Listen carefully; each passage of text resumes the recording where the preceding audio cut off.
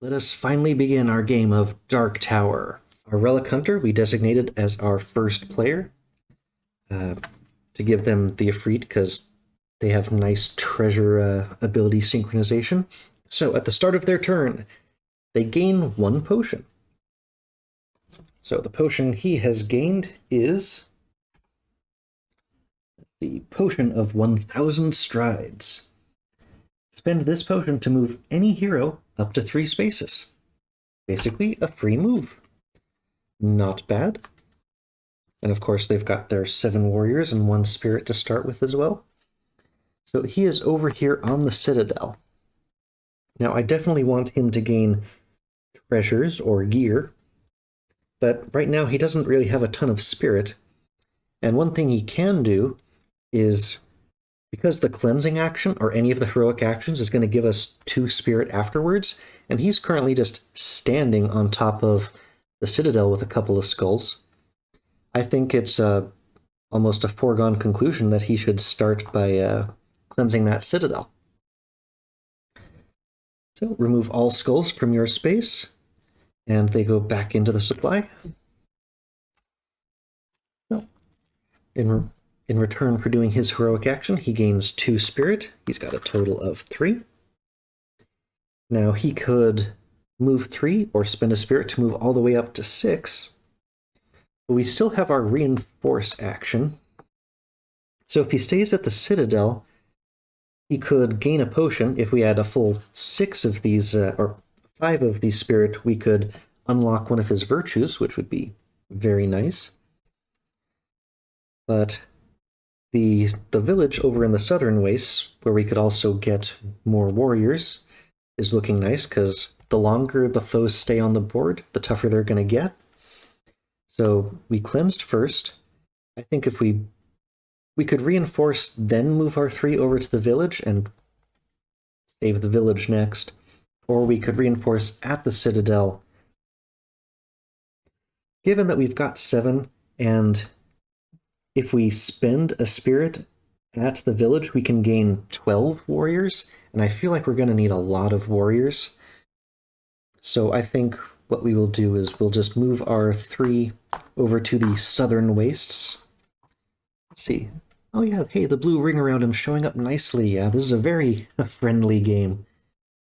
Okay, so he moved his 3 spaces. We're not going to spend a spirit to double it. He is where we want him to be. And now he will do his reinforce action at this location, which means he's reinforcing in a village. If we spend 1 spirit, we can gain 12 warriors instead of gaining the 6, which means he gets 2 more of these 5s. So now he's got a total of 19 warriors with him. So hopefully that will be enough to fight some of these wolves. And so we've done our cleanse, we moved, we've reinforced. Now it is time to finally drop our first skull into the tower. Okay, let's see what happens.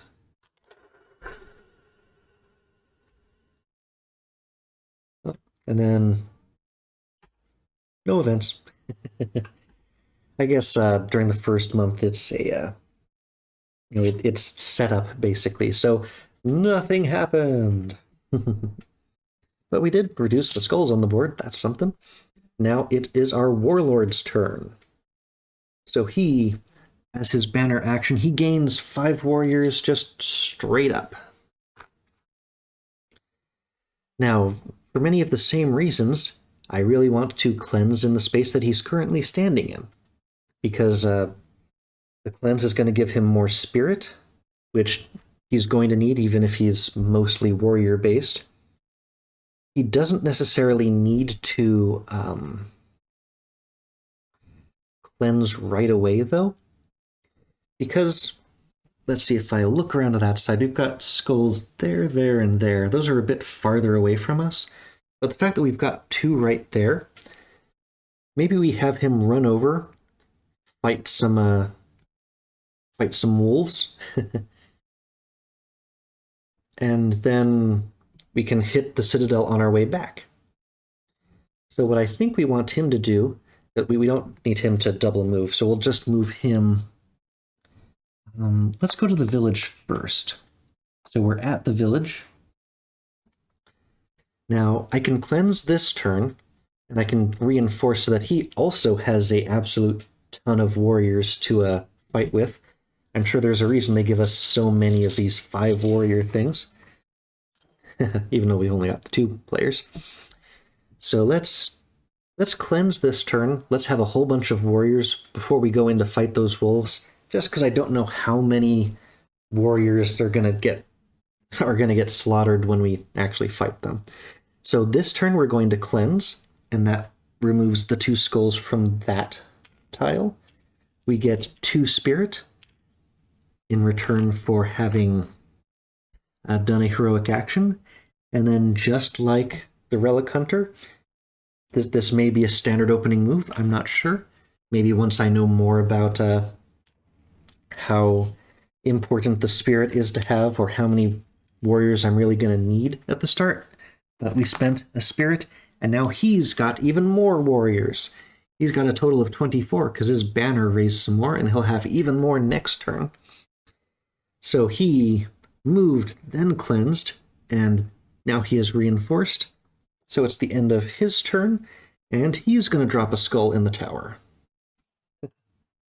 Let's switch over to this view. Oh, okay, this time we've got events.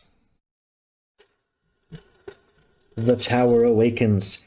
Ashstrider ignites the waters of the land. Put a river of fire token on a river of your choice. Okay, well, since these river of fires make it so that you lose 6 warriors when you cross them, let's not trap ourselves out there. I mean, this is the spot I'm least likely to try to cross. This pesky Lemur. Well, Magic Undead, that feels like it's a better thing for a Relic Hunter than maybe the Brutal Warlord. So we're going to light this river on fire, because hopefully this game we're not going to have to deal with that so much. Okay, and that's the end of month 1.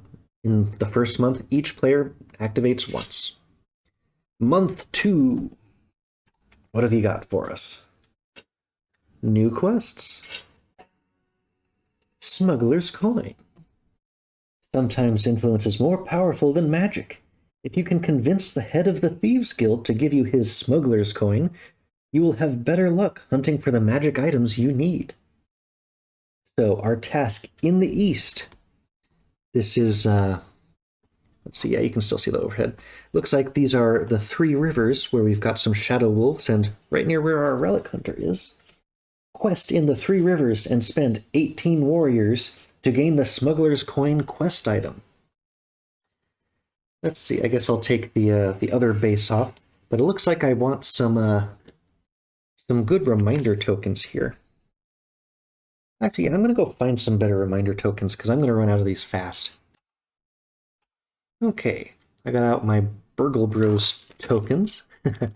So instead of the green ring, I'm going to put the stealthy mask token in the place instead. So that's where our Thieves Guild guy is. Now for our quest in the Iron Tops to draw out the adversary, I'll put the stairs token, and that's our main quest reminder. So I'll just use these tokens instead. I think they stand out decently well against everything else. So we need 18 warriors in the 3 rivers. So yeah, a Relic Hunter, even after like double getting warriors, still only has 19, but he could do it. And I mean, yeah, he's a treasure hunter, so I guess that's who we'll have here. Our adversary quest. Firewater. The Ashstrider sends its agents to work spells that turn water to fire. You must stop them. So quest in Duwani, which is this right on the eastern corner of the board, and use 3 magic advantages, or Ashstrider will ignite the rivers. So this is something that will happen at the end of the month if we don't accomplish what he needs, and neither of our people has innate magic abilities.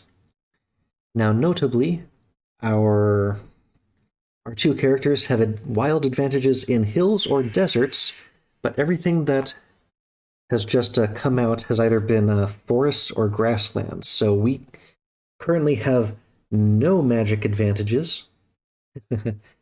I suppose our Relic Hunter could, using our Freed Companion's ability, spend a treasure to gain 3 wild advantages, and that could be used to prevent our adversary's quest. So we're going to use the Burgle Brothers alarm tile to indicate that that's where our adversary quest is this alarm. Okay, 3 magic advantages. Oh, and now we're ready to start the month.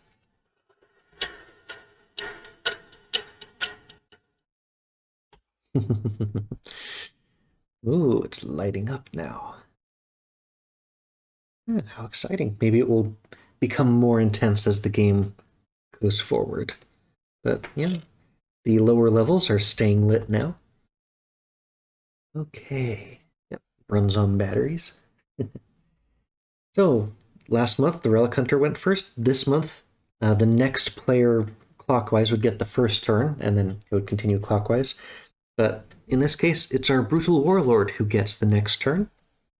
And as a reminder, for 2 players, each month will average 7 turns. It's not precise. I don't know if that means... Well, I don't know exactly what it means. But that means that we should expect each character to get at least 3 turns before the month ends to try to get someone to handle these various events. But now, it's our Warlord's turn. So, heroic actions, cleanse, battle... Oh, well, the first thing that happens is he gets 5 more warriors, thanks to his banner ability. So now he's got 29. I think we can have him engage in some battle, because that's what he loves to do. So let's start eliminating these wolves from the board. Now, reinforce is a separate action. So what he's likely to do is his heroic action will be battle, then he'll move to fight these in the next turn. So I guess I should start by reinforcing. And as far as I know, there is no upper limit on the amount of warriors you can have. So I'm going to have him spend spirit again so that he can get 12 more warriors. So our warlord is very much ready for battle. He's got so many warriors. Okay, so we did our reinforcement first this time. Now we are going to battle the wolves. So let's see how this action works. Okay, we're going to battle some wolves. Yep, they are stealth beasts. Now I do have a wild advantage in battle, so we're going to see how this works. We are in grasslands, so we don't get our hills bonuses. And we've got melee advantage. I didn't really see melee as a type, but okay, we're fighting the wolves. Let's see how this works. Okay. So, it has dealt out a total of 10 battle cards, and we just have to pick 2 of them. Since it's basically hidden from us, I don't think it matters. I guess we select 2 because they are level 2. Okay, so advantages spent. Oh, that's nice. So it tells you about the 10 maximum. Resolve this card before showing the next. If you cannot, then lose a corruption. So when you spend an advantage, it basically makes this card less bad. So like the lose 7 warriors, see how it's got like 3 circles filled out of 5? I'm pretty sure if we clicked that button, that would spend the 1 wild advantage that we have in battle, and I think that would reduce the number of warriors we would lose. But let me turn the mic so it gets a little bit more of the sound there. Hopefully it's picking it up, but we got nice battle tunes. Okay, I think losing 7 warriors is not the worst, especially because he gets 5 every turn and we have been stocking him up. So let's save that battle advantage for the next one, because this one's not so bad. And even if the next one's not so bad, I can still spend the advantage next turn to reduce it. So we are losing 7 warriors. We are expending them. And confirm. Uh-oh. He does not have any potions. Now, I mean, we've got the battle advantage, so let's use one. Oh, sweet. So that's exactly how the advantages work. We've spent 1. He only has the 1 because he has 1 wild advantage in battle. This isn't melee, this is beast stealth. So he only had 1 that he could spend, and that has prevented us from gaining a corruption. I think if you can get it all the way down to the lowest dot, like if we had 1 more to spend, then we would actually gain some kind of positive effect. Maybe a treasure or something. But, sweet. So we do not... You've defeated the Shadow Wolves. Remove that token from the board. And they're back on our supply, which now consists of 3 wolf tokens. Excellent. Okay, so no other things happened from the effect of the app, but those wolves are now gone. And because we have taken a heroic action, we gain 2 spirit. So this time we've done the reinforce first, then the heroic action. We still have our move, so we want to fight the other group of Shadow Wolves over there, and we'll just clear them out and go towards our home, back towards our home in the east. Hopefully next turn, we battle first, then move, and we can cleanse and or reinforce back at our home citadel, and he'll be in a perfect position to level up, unlock one of his abilities for the next turn. He's doing great. Let's see, any other things we can do? Nope, it is time for him to drop his skull into the tower. Did it pop out somewhere? Nope, I don't see a towel. Or I don't see it going anywhere. And no events for him this time. Okay. Good to know. I think that means that, because I heard that a skull like tink against something, I'm pretty sure it is up against one of the different sealed doors right now. So one of these doors has a skull, and when it opens up, we're gonna see something pop out. Okay, Warlord is done. And it knows that we are on turn 2 of month 2. Okay, we're over to our Relic Hunter, who is still on the village. Now, we know that we're going to want to spend 18... well, let's draw our potion first. The very first thing, banner action at the start of the turn, he gains a potion. And this is a potion of dragon teeth. And you spend this potion to gain 6 warriors. So that is sweet. That is definitely something that it would be nice if I could get the crafty ability first, because that doubles whatever number is on the potions. Oh, we've got a visitor.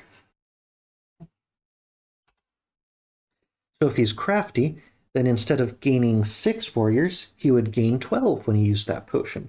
And that would be very excellent. So I'm definitely going to want to hold on to that potion if I can. Let's see.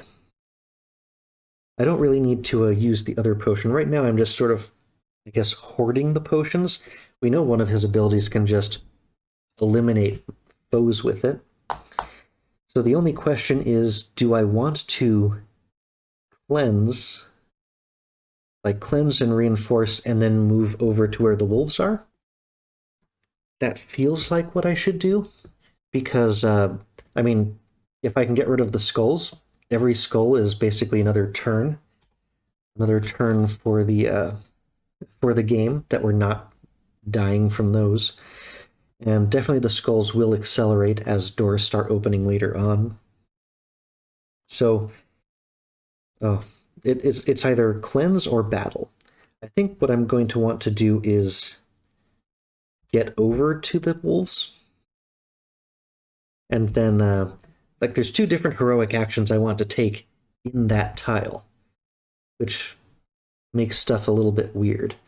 But, because I want to quest in that space to get the ring that's going to make our treasure seeking easier. But I also want to fight those wolves and get them off the board. Well, we'll cleanse first. So that's 2 more of the skulls off the board. We get 2 more spirit. We're at 4. If we get 5, we could get that crafty ability. But I still want to have as many warriors as I possibly can, so spending 1 more of those spirit to get the improved village ability, so you gain 12 more warriors. So now he's up to 21 warriors. No, 31 warriors. Okay. He has cleansed, he has reinforced, and now he will move. So of these 31, we could spend 8 fighting or doing the questing, and we could spend some more against the shadow wolves. You know, either way, we're in pretty good position, but we have done our actions. We've cleansed, reinforced, moved, so now it is the end of his turn. We drop a skull into the tower. Just double checking. Yeah, the companion thing, that's spend a treasure to gain wild advantages. We're not ready to fight just yet with him. Okay, and we've got events. A middle seal is about to be broken. Look at the tower after pressing reveal and remove the glowing seal on the middle level. This is cute. I'm going to have to explore around and...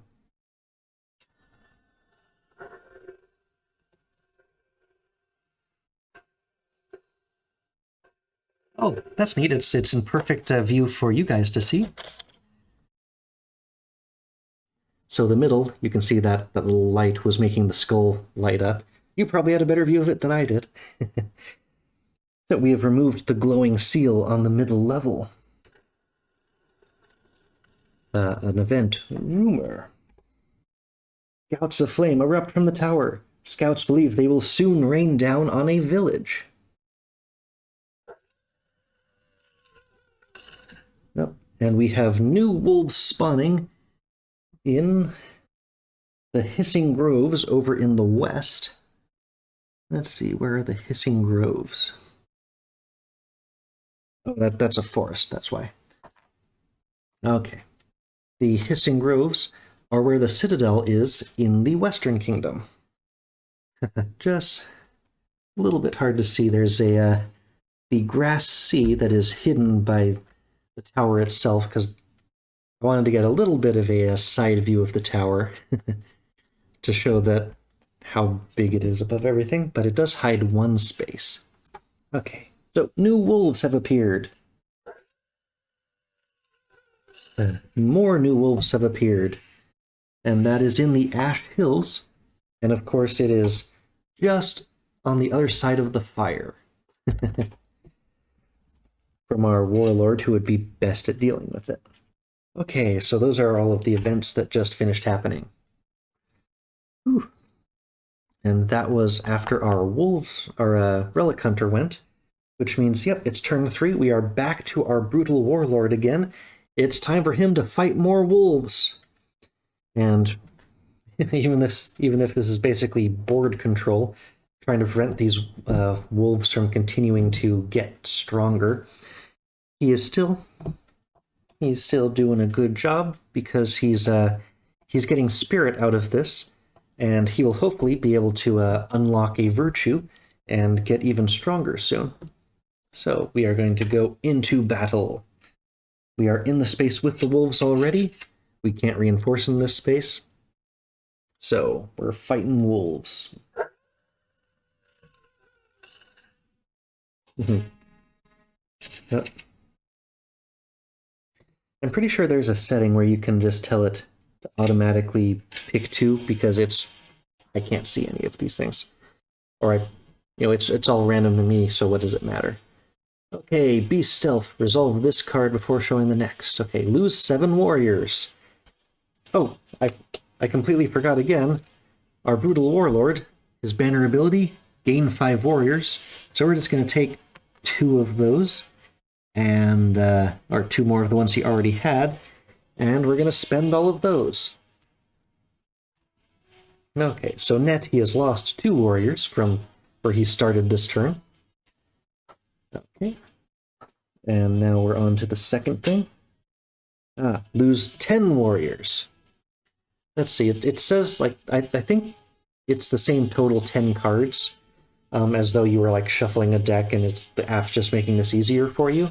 I think it says that there's one critical. I don't know if this is the critical, but it's still level 3 like the other ones, and it's worse.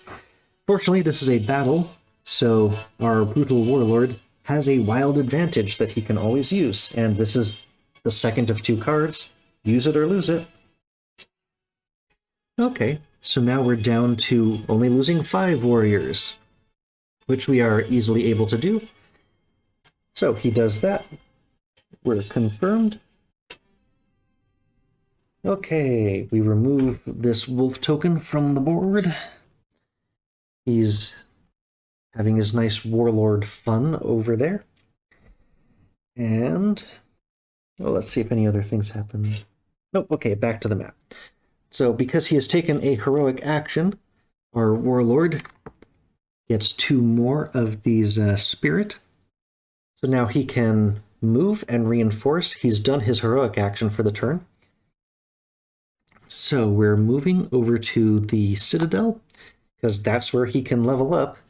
So our reinforce action at the Citadel, for free, we can gain a potion.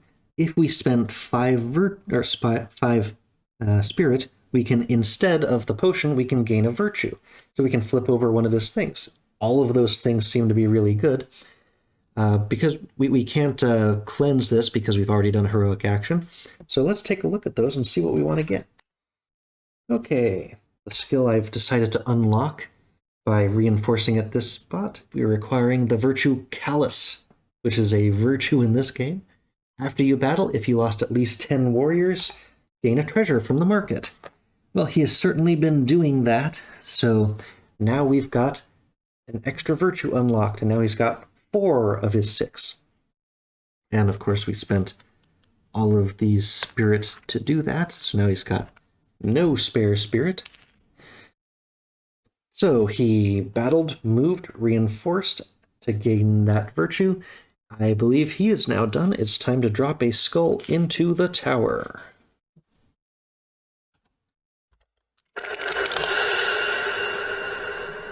I have to keep checking because I can't tell from like a top view, or unless I'm looking at the top view, if a skull popped out the other side. So it looks like that did not happen, but we do have events to process. Okay, an undead has spawned in the Sands of Madness. And the Sands of Madness are in our southern empire, where our Relic Hunter is.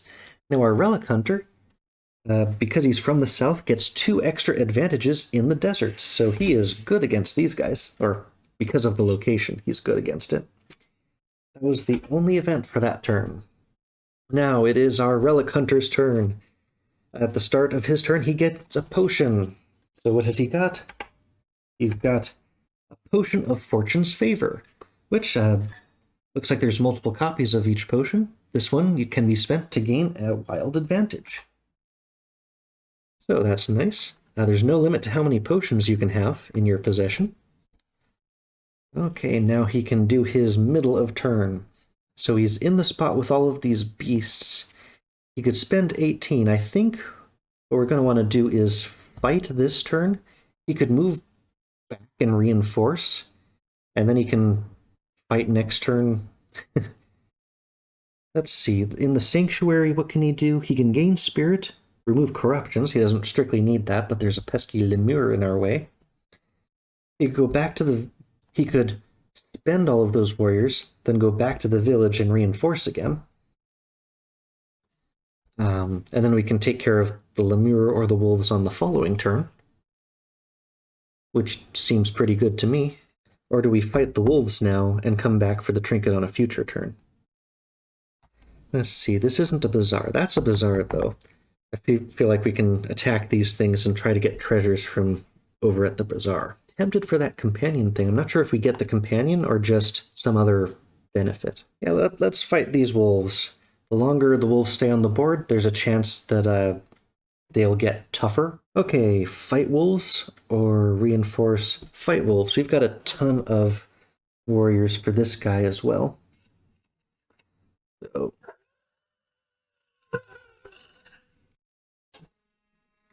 okay, 2 cards. What do you like? Okay, he is a beast stealth. So lose 1 potion. I mean, he's got a bunch of potions. I don't really want to lose them. If let's see, he's not in a desert, so he currently has no advantages. I think I can lose the potion of 1,000 strides because I haven't needed to quickly move spaces. I've always been working in a small area, so I am okay with that. Okay, and spent potions go on the bottom of the potion deck. There's not a discard or a shuffle, it just goes right to the bottom. But we have done that test. And the second one is another lose 1 potion. I mean, if I'd spent the potion to gain an advantage, would that change it down to no effect? That's basically a net, nothing changes. I really don't want to do any of those things. I was hoping for a lose warriors, which I imagine would be the beast thing. But the, yeah, stealth, losing potions. I mean, it does exactly what it said. Okay, losing the potion of dragon's teeth, which would have given us some more warriors, but we've been doing okay with the warriors.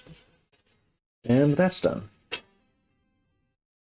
Okay, shadow wolves are gone from the Pine Barrens.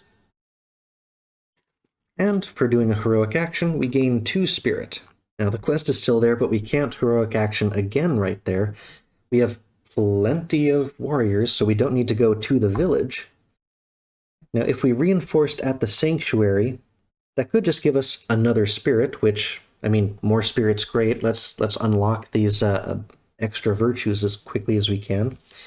But also, if we go, like, fight the lemur next turn, you know, we've got extra advantages in sands. That would be huge. And spirit, undead saps your spirit, we'd be doing well with the spirit, so, okay. After a heroic action, we move over to here, and we will reinforce at the sanctuary, which gives us 1 spirit. Yeah, we don't have any corruptions at this moment. We still don't have any treasures to spend, but we've got plenty of spirit to use at the bazaar as soon as we can get over there. I'm not really sure how important, like, focusing on the monsters is. Maybe I should be focusing on getting those treasures. But I also still need the virtues to even, you know, attempt that final quest. But that's the end of his turn. Oh, you know what? This is an excellent point. I mentioned the haggle die. So if I want to reinforce, there's a chance that I could get something better, and I don't care entirely that much about losing the 1 spirit if I don't get it. So let's roll the haggle die. Ah, okay. This is the Angry Merchant result, so we don't get the spirit at all, but there was a chance we could have gotten some warriors or a potion or gear, which all would have been nice. But no, we got the 1 in 3 Angry Merchant. Okay, so we don't get that 1 spirit after all, and it's the end of his turn. We need to drop the skull. Hasn't popped out. Okay, no events. Okay, it's turn 5, so we don't have a lot of time left in this month. Because remember, it's an average of 7 turns, so we should have at least 1 more turn left with these different folks. Now, what is the Yeah, we have to use 3 magic advantages to prevent another lake from catching fire or another river from catching fire. I don't have any magic advantages. I don't think I can do that. The most I think I can do is to continue having our fellow strike down these wolves. So I guess his thing is all about killing the wolves. Maybe because he has so many like treasure related abilities and skills. Maybe I should try to have him focus on those some more. Okay, but definitely first action, we're going to cleanse at the Citadel. We need to keep the skulls down. And as the heroic action, that gives him 2 spirit back. Let's see, at a Citadel, he could gain a potion. Simply having a potion to get rid of in like when we're fighting those stealth guys, and that prevents us from having to spend our advantages on that. Maybe the potion would be useful by itself. Other things we could do is we could go to the village. Oh, I forgot his banner ability. 5 more warriors. Okay. We could go to the village and acquire even more masses of warriors. Or we could gain the potion. We can't do a fight this turn. Yeah, what's the best thing to do here? Oh, it's in my hand. He's going to gain a potion. So he is... I didn't see what it was. I'm just remembering. Haggle die.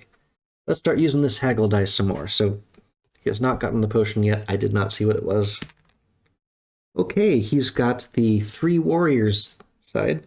So he gets the potion, and in addition, he also gains 3 more warriors. So what was his potion? It is a potion of purifying breath. And its effect, spend this potion to remove up to 2 skulls from any building. It doesn't have to be located near you at all, which is very nice for those pesky skulls on places you can't get to because every darn thing is on fire.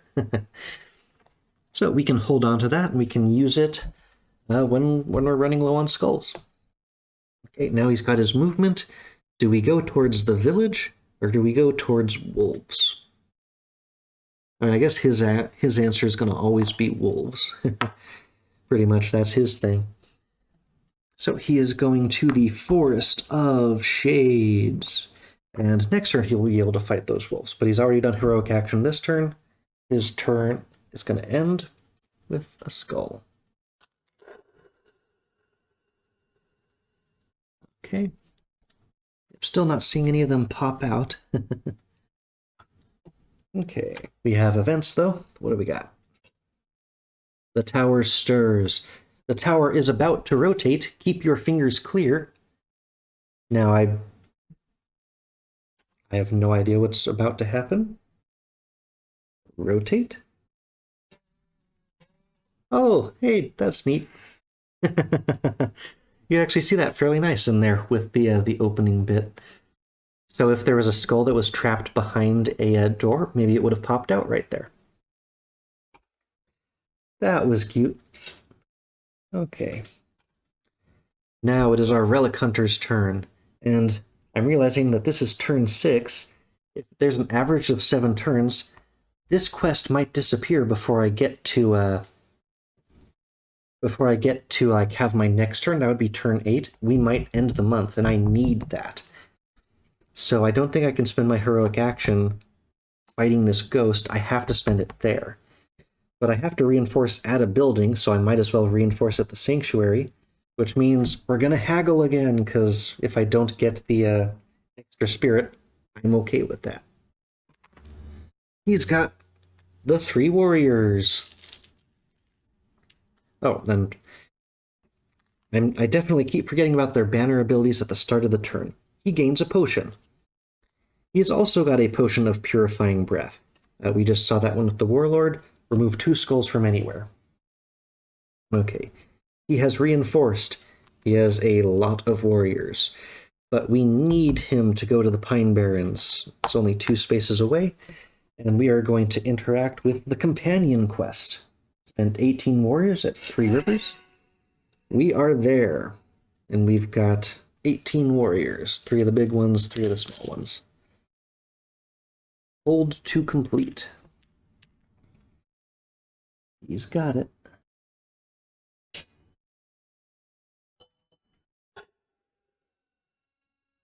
With a rakish wink, the leader of the Thieves Guild flips the coin to you. Use it well. Someday I might ask you for a favor in return. Gain quest item Smuggler's Coin.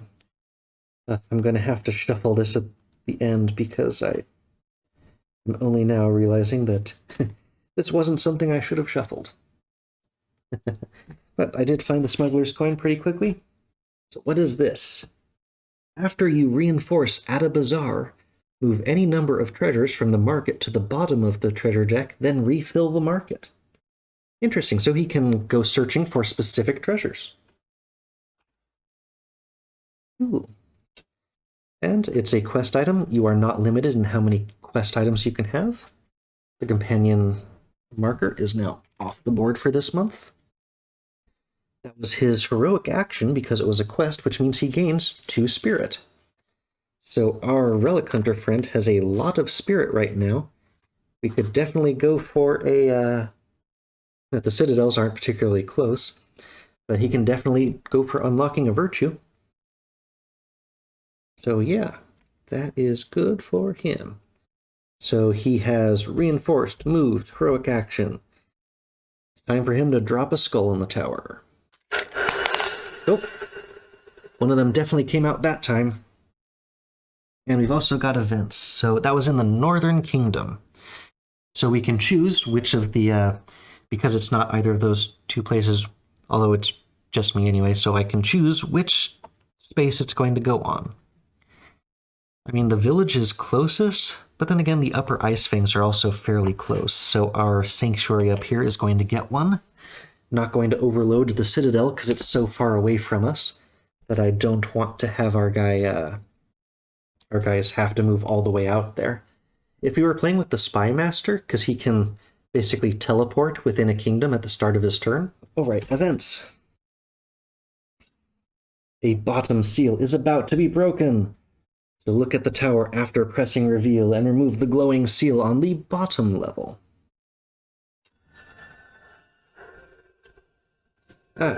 This one's facing me on the near side. So this is going to be something in the south. Oh, and 2 skulls just popped out at me. Yes, that's another seal off of the tower. And 2 skulls. Now I feel like I just want to put them on the sanctuary because we already have a reason to go to that sanctuary. Maybe we will send our friend back over there on the... Yep, put the 2 skulls that just popped out right in there.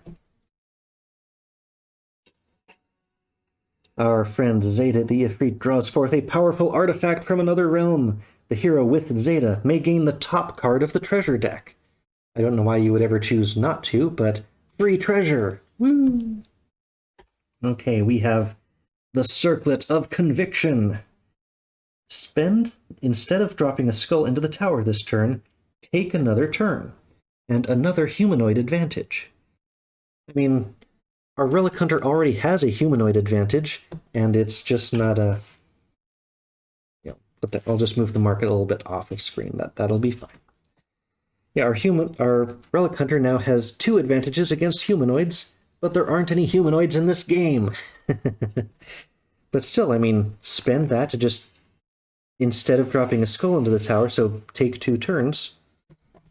And yeah, if you get his ability that, like, after you spend a treasure, like, get another treasure, I mean, that's just free real estate. Another event. The tower unleashes flames across the land. Place 2 skulls on a village in your current kingdom. Oh, wow. It's saying place 2 specifically on the village. So if I had put those 2, like, on the village itself, then it would have been destroyed and I would have gained a corruption, and that would have sucked. So yeah, he's placing 2 skulls. Eek. Okay, another event. Shadow Wolves Strike. Move each Shadow Wolf that is adjacent to a hero onto that hero's space. Then each hero loses 3 warriors for each Shadow Wolf on their space.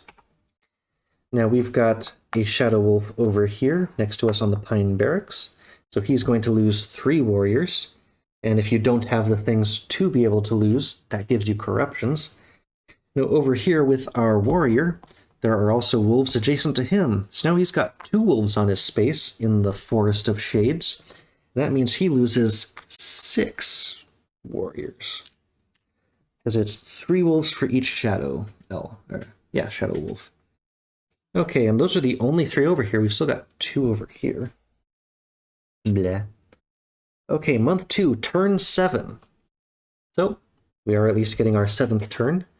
And our brutal warlord came over here because he wanted to kill some wolves. So he is more than happy about this. Of course, he gets his 5 warriors simply for being an awesome warlord. And yeah, now that he's callous, if he lost at least 10, he gains a treasure. So let's see, up from the market. Okay, well, let's go fight some wolves. More shadow wolves. Showed it a couple of times. I'm hoping that the view is good enough for what's going on. Just pick a couple. Oh, critical hit. Okay. So lose 10 warriors. Now, our warlord does have a wild advantage whenever he battles, so I could reduce this by 1. That's the only advantage that he has. I mean, if it's the critical hit, maybe that's the thing I should be reducing. But yeah, if he loses at least 10 warriors, then he gets a treasure. Let's just reduce the other one, because this guarantees we're going to get a treasure because of that weird callous ability. And he's got 34 right now, so he doesn't feel bad. After all, he is callous about losing those 10. So he definitely took it. If you are on or adjacent to a space with at least 1 skull, lose 16 warriors. Well, he is not adjacent to this space, so he does not get that. Interesting. Okay, so yeah, if I had reduced the first one, because this next one is not making us lose more warriors, we actually wouldn't have activated his callous. But we've got we still have an advantage that we haven't spent, so... Okay, it just reduced it. We didn't get to positive stuff yet. But still, not bad, because it has no effect. Okay, we remove 1 of the tokens. We can only have 1 fight per turn. So for our heroic action, we gain 2 spirit, and because we were callous, we can gain 1 item from the market. And I'm almost certain that the thing that we want to get is the Spear of Atish, because that gives us beast advantage, which will be great against these dang wolves, but also great against the end boss. So our brutal warlord gains a spear. Yep, and when you defeat a melee foe, gain 10. But these are stealth beasts. They do not... they're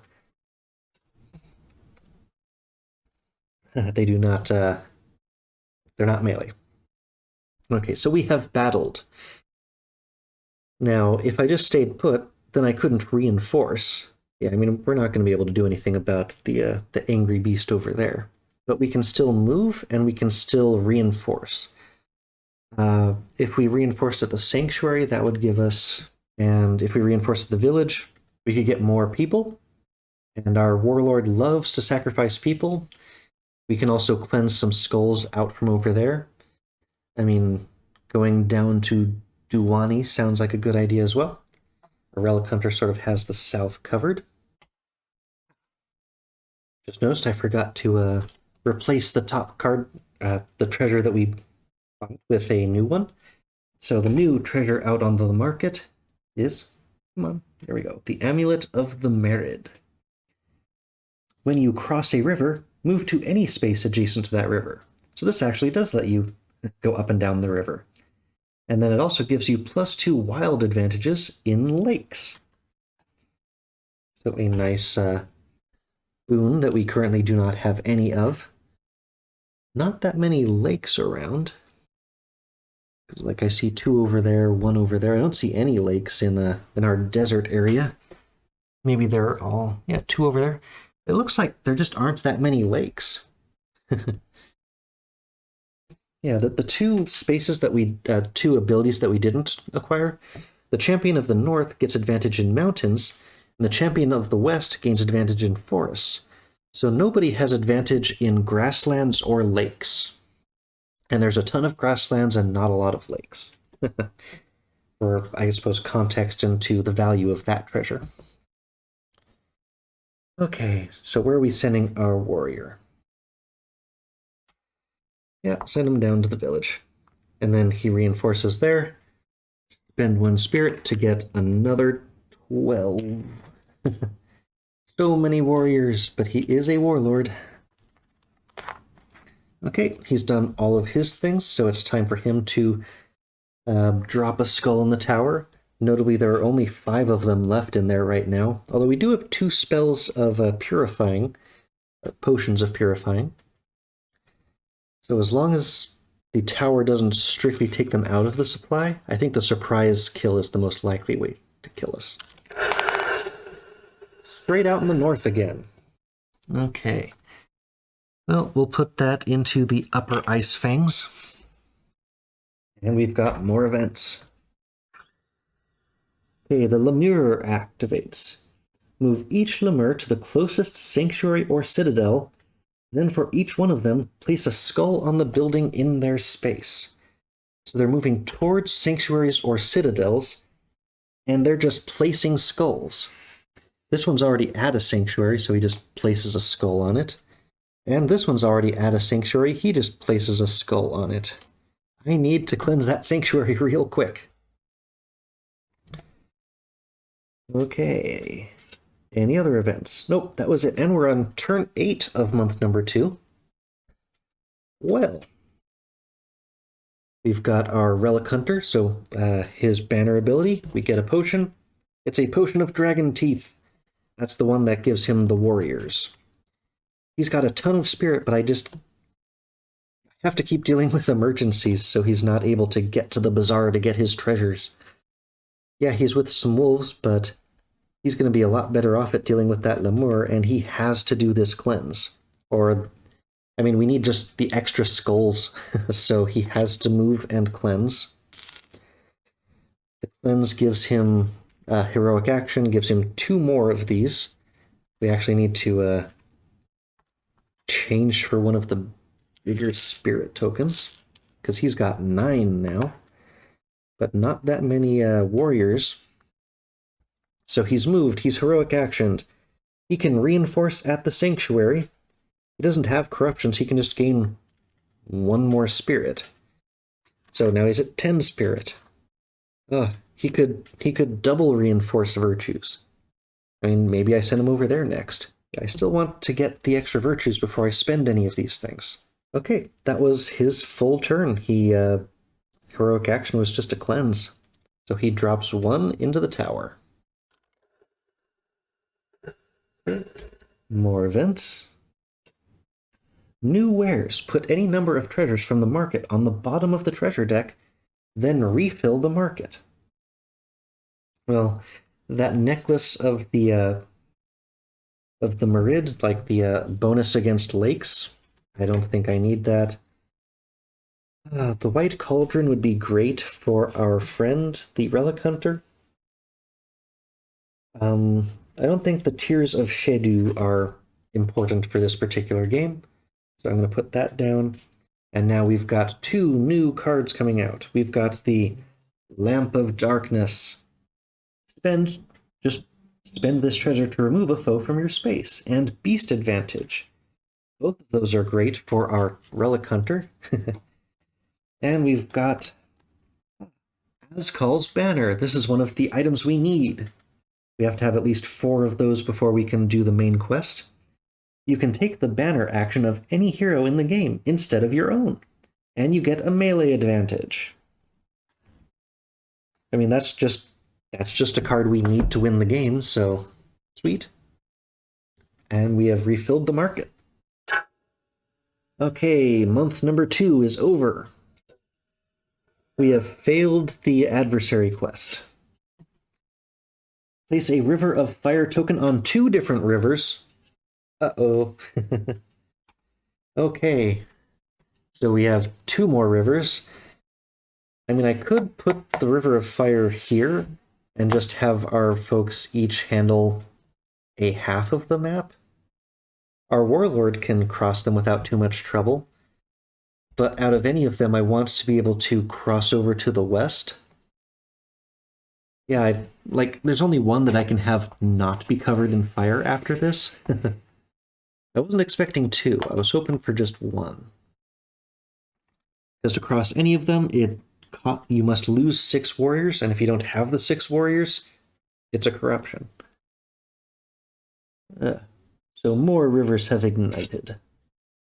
And we're starting month 3. New quests! Okay, a new companion quest. You can recruit Tomas. Tomas the Scout is already at work, gathering information on the enemy forces. He would be a valuable asset if you can convince him to join you.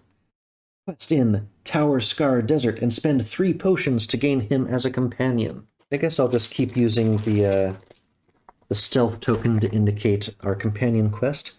And Tower Scar Desert is, yep, it's the one that's just invisible to me on the opposite side of there. So you need to spend 3 potions. Well, our Relic Hunter has that easily, but it's tough for him to get there. If only he could teleport. But then you would get Tomas as a companion. And what does he do? Okay, Tomas the Scout.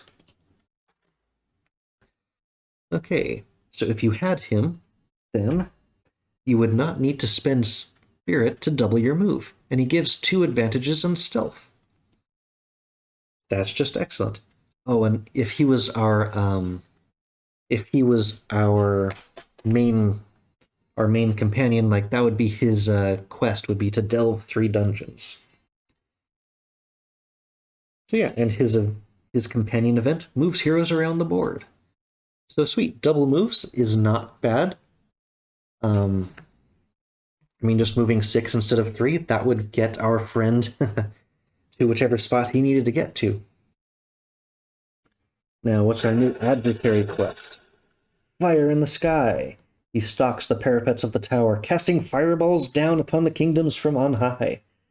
Quest in the Sands of Madness, which is already the spot where our Relic Hunter is standing, along with that lemur.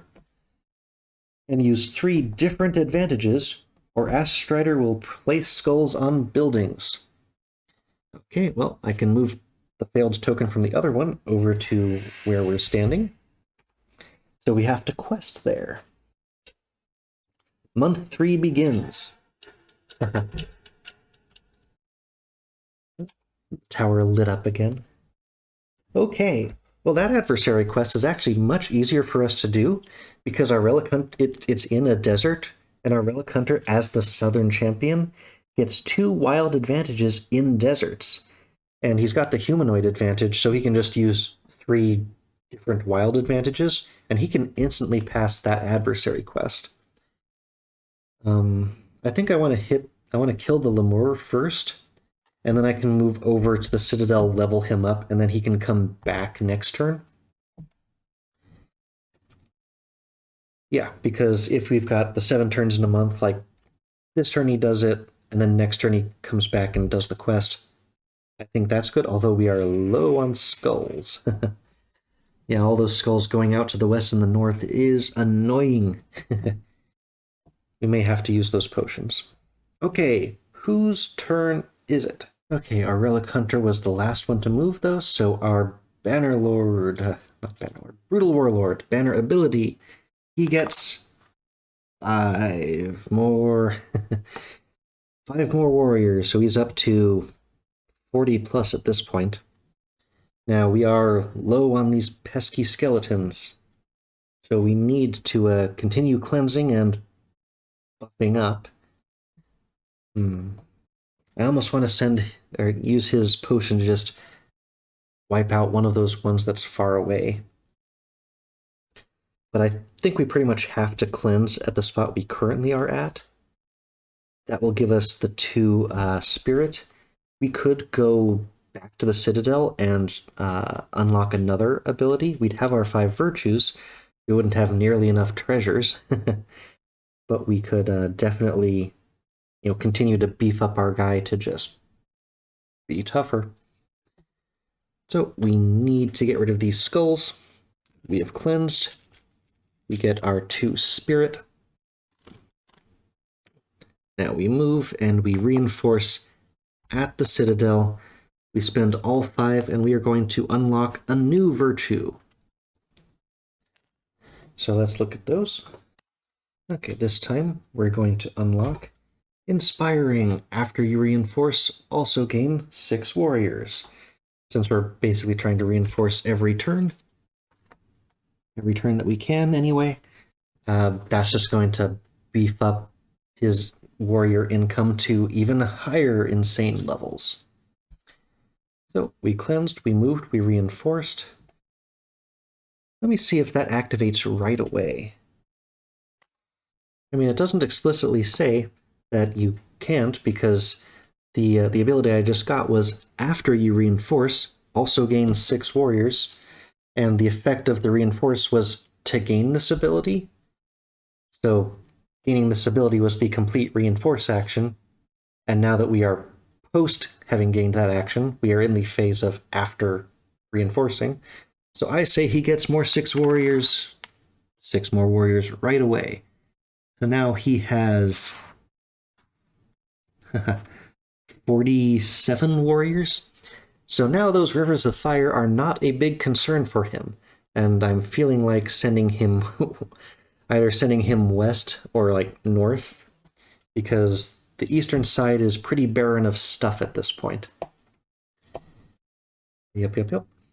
And that does it for his turn. We need to drop a skull.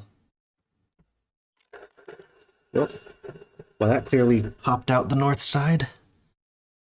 Now I'm terrified of putting that on the upper ice fangs, or the Citadel that's over there.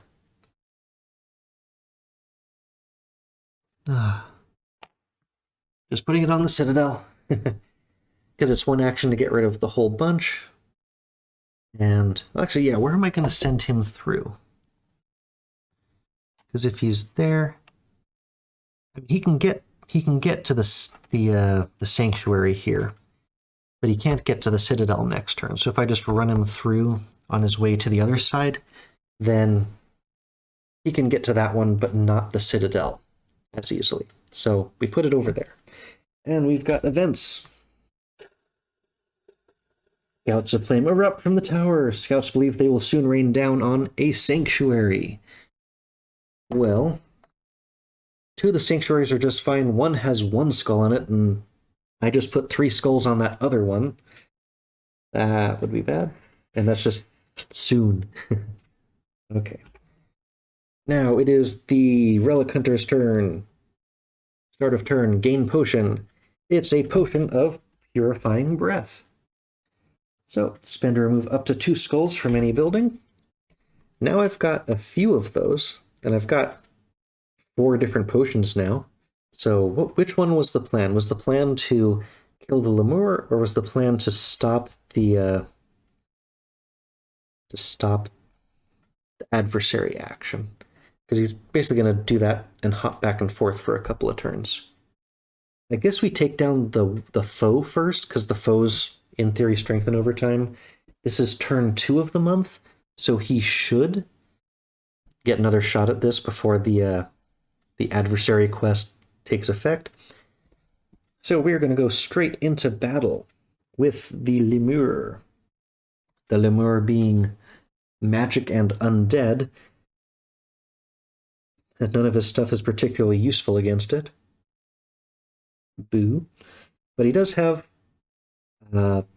13 warriors left and 10 spirit, so he's got plenty of spirit to fight this thing.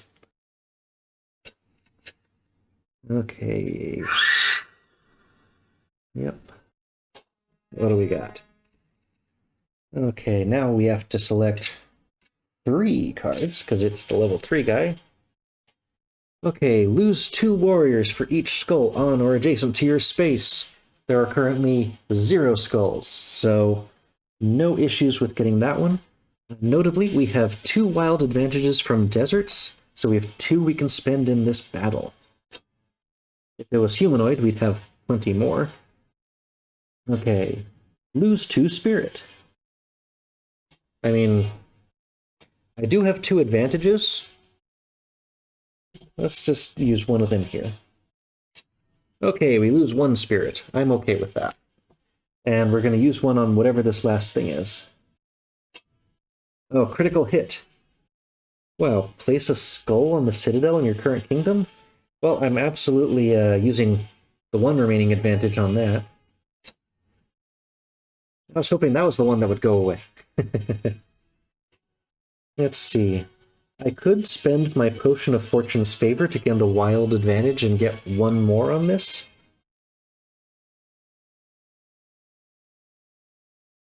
Ugh. It sucks so bad. It's also 1 skull, but 1 skull is just an annoyance to try to cleanse. It's just taking turns away. But I'm good with this. I'll just leave this. I'll put a skull on the citadel. Boo. Okay. And yeah, that was the 3rd one. So we have defeated this ghostly lemure. Okay, and we get 2 spirit for having completed a heroic action. Yep. Now we've got a total of 11. So we've got a movement and a reinforce left. We want to move to the citadel, and now we're going to spend that big old 5 chip to reinforce at the citadel, and we're going to gain a virtue. Now, do we want the double potions, or do we want to, when you spend a treasure, gain the top card of the treasure deck? Like, just random treasures is awesome. Or spend 4 potions to just remove something from your space. Like, I really want both of those. But I'll get the other one at the start of next turn, so I'm going to get lucky first. So now, when you spend, not lose, a treasure, gain the top card of the treasure deck. Okay, so we have done battle, moved, reinforced. Now that we have that lucky ability, I'm going to use our Circlet of Conviction, because we can spend, instead of dropping the skull to end our turn, take another turn after this one. And now that he's got lucky, when you spend a treasure, gain the top card of the treasure deck. So this one goes to the bottom, and we just gain a new treasure. So what has he got? He's got Kamaria's Carpet. Once per turn, spend 1 spirit to place your hero on any space, and you gain 1 magic advantage. That's really nice. Literally just teleport anywhere on the board for a spirit. And so now that we've done that, we now begin our 2nd turn. Let's see, so we're going to do pretty much the same thing in reverse order. We're going to reinforce, then move back, and we will quest at that location. So now we're going to, banner phase, we gain a potion. What's this one going to be? Looks like Potion of 1,000 strides. Spend to move any hero up to 3 spaces. Yeah, extra movement. That is one I feel like I can spend relatively easily to remove stuff. In fact, I feel like I'm going to just use one of my potions of Purifying Breath. It's no action, you just expend the card. Remove up to 2 skulls from any building. I am going to remove 2 skulls from someplace I don't want to go. So, like, I'm going to skip past this citadel on the other turn. So I'm just going to use that potion, goes to the bottom of the deck. And now I feel a little bit more comfortable with the skulls we've got left. So we will reinforce. We will spend another 5 of our spirit. And we will gain the other virtue that I really, really wanted. Crafty. When you spend a potion, double the number on it. Now we can start using all these other potions for Awesome stuff. So we can spend our Potion of Dragon's Teeth to gain, instead of 6 warriors, we gain 12 warriors. Way better. So now our Relic Hunter is doing well again. He's got stuff. Now, we've done our reinforce. We're going to move back to the questing location, and we're going to go to Fire in the Sky. So, quest in the Sands of Madness and use 3 different advantages. So, just by virtue of being from the south, we've got the humanoid advantage from his precise, and then 2 wild advantages which cover this quest easily. Because we don't want extra skulls. You prevent the fireballs from igniting the buildings. Skulls will not be placed on buildings, so extra bad thing does not happen. That was our quest. We'll just discard that marker. And because he did a heroic action of the quest, he gets 2 more spirit. Now, both of our characters actually have 5 virtues at this point, so really what we need is to get the 4 specific treasures to be able to do the quest and then bring out the boss. I think our Relic Hunter is the guy who's most likely to be able to get all of the various Azkol's artifacts, bring out the boss, and then our brutal warlord with his ludicrous number of warriors can come out and actually try to have the better shot at killing our beastly friend. Okay, he reinforced, he moved, he quested. So end of turn. Yep, now we drop the skull into the tower. Came out the north again.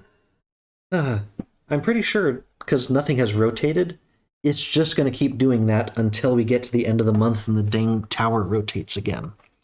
So I cannot put it on that sanctuary, or the sanctuary would just explode. I guess I'm putting it back on that citadel, because I just cleared it for more skulls. Okay, and new events. What do we got? Oh, the tower's about to rotate. Keep your fingers clear. Rotate. Okay. Let's see. Continue. So one thing I want to show, because it's not visible from that side. On the side that's facing me, we have a lit up sigil. And I gotta look up what that one means. It looks like a gear. What that means, in order to take that action in the Southern Kingdom, I'm going to have to spend a spirit in order to be able to do it. You know, it's like the Eye of a Beholder blocking one type of magic. Okay, that is the reinforce action. So in order to reinforce in the Southern Kingdom, as long as that lit up sigil is facing it, you have to spend a spirit. So that's a pain in the butt. But at least our Relic Hunter who's been down there has a lot of spirit. Yes, he does. Okay, a top seal is about to be broken on the tower. Look at the tower and we're going to see what is going on. So reveal.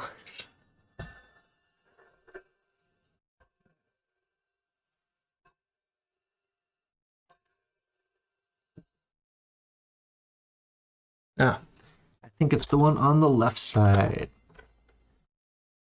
Okay, no skulls popped off, but we've got a different seal that is revealed. Looks like a skull. And the skull is the cleanse action, which we can actually see fairly decently on the swap over to this one.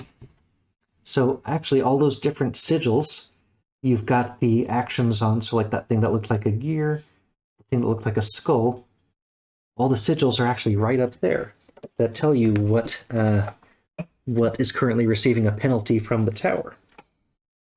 So over in the west, it is more difficult to cleanse, dang it. And then in the south, reinforcing sucks. Don't have any on the east or the north. North just has open gates for skulls. Now, that was the Relic Hunter's very long turn. Well, let's see if there's any more events. Oh, there are more events. The foe power increases. The power of Shadow Wolves has increased. They have changed status from ready to savage. Their battle cards are more difficult, and you will need more advantage to avoid losses.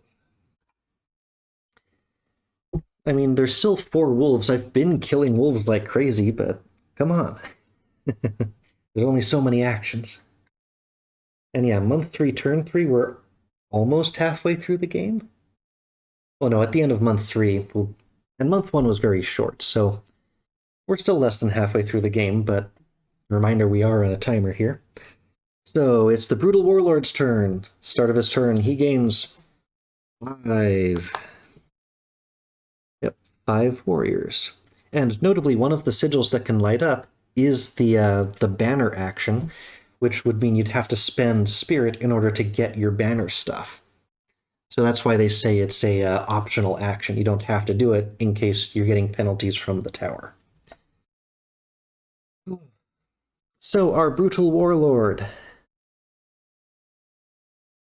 Now I wanted to send him over there to attack wolves and kill stuff. And, do cleanse. The cleanse is going to be a bit of a pain.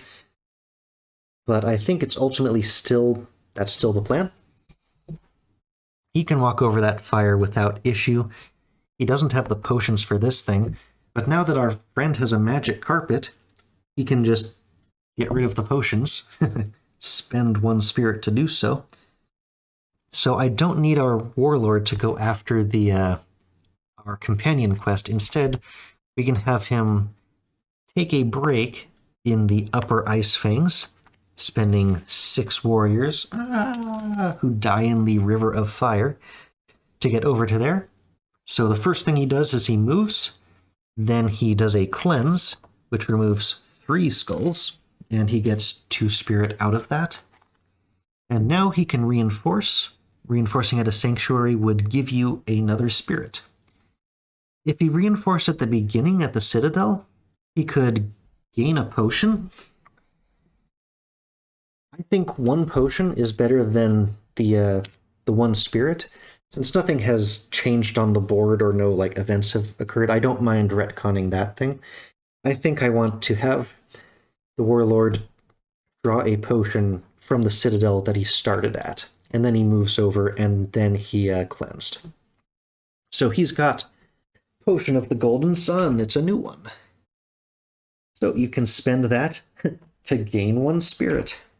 So it's slightly better than the spirit itself, because you can sacrifice this to one of those stupid stealth monsters that's demands that you sacrifice a potion. Okay. Well, not terrible. No, there are no worthless potions. Okay, he has done all of his stuff.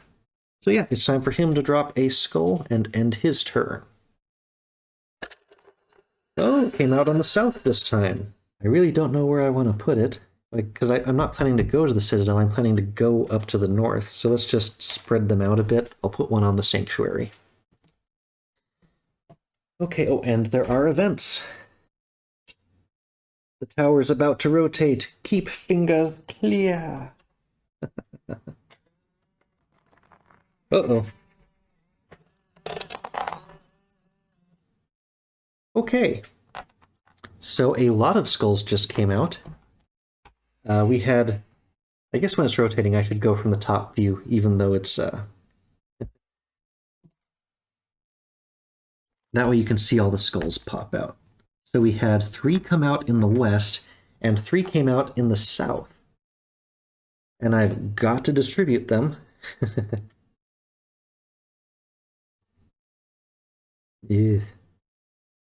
Okay, well, I guess we'll do the west first. That's where we're going to be sending our Brutal Warlord. So we'll send him... We're going to send him to that Citadel, and we're going to send him... See, the Lemur attacks the Sanctuary, so I don't want to overload that. So I guess we just... yeah, he'll go to the village to recruit. Yeah, I've got 2 maxed out over there. Whew. Okay, and now the 3 over here. I mean, I guess I'm gonna have to stop by that citadel now. Put 2 each in a bunch of places. Oh, that sucks. Oh yeah, in the south, 3 of the buildings are on sand. I wonder if that holds true. No, there's just 2 in forest, 2 grassland. 2 on brick, 2 grassland. How about the north? 2 mountain, 1 lake, 1 grassland. So the south is the only one where you've got your advantage color with 3 of the buildings. Okay, the tower has rotated. We've placed it all. Zeta draws forth a powerful artifact from another realm. The hero with Zeta may gain the top card of the treasure deck. I mean, I definitely choose to do so. Ah, sweet. We've got another thing of Azkol, the Golden Mace. While on a space with a foe, spend spirit equal to the foe's level to remove it, and 1 advantage against undead. So, that is awesome. You can, like, spend 2 spirit to just eliminate a wolf.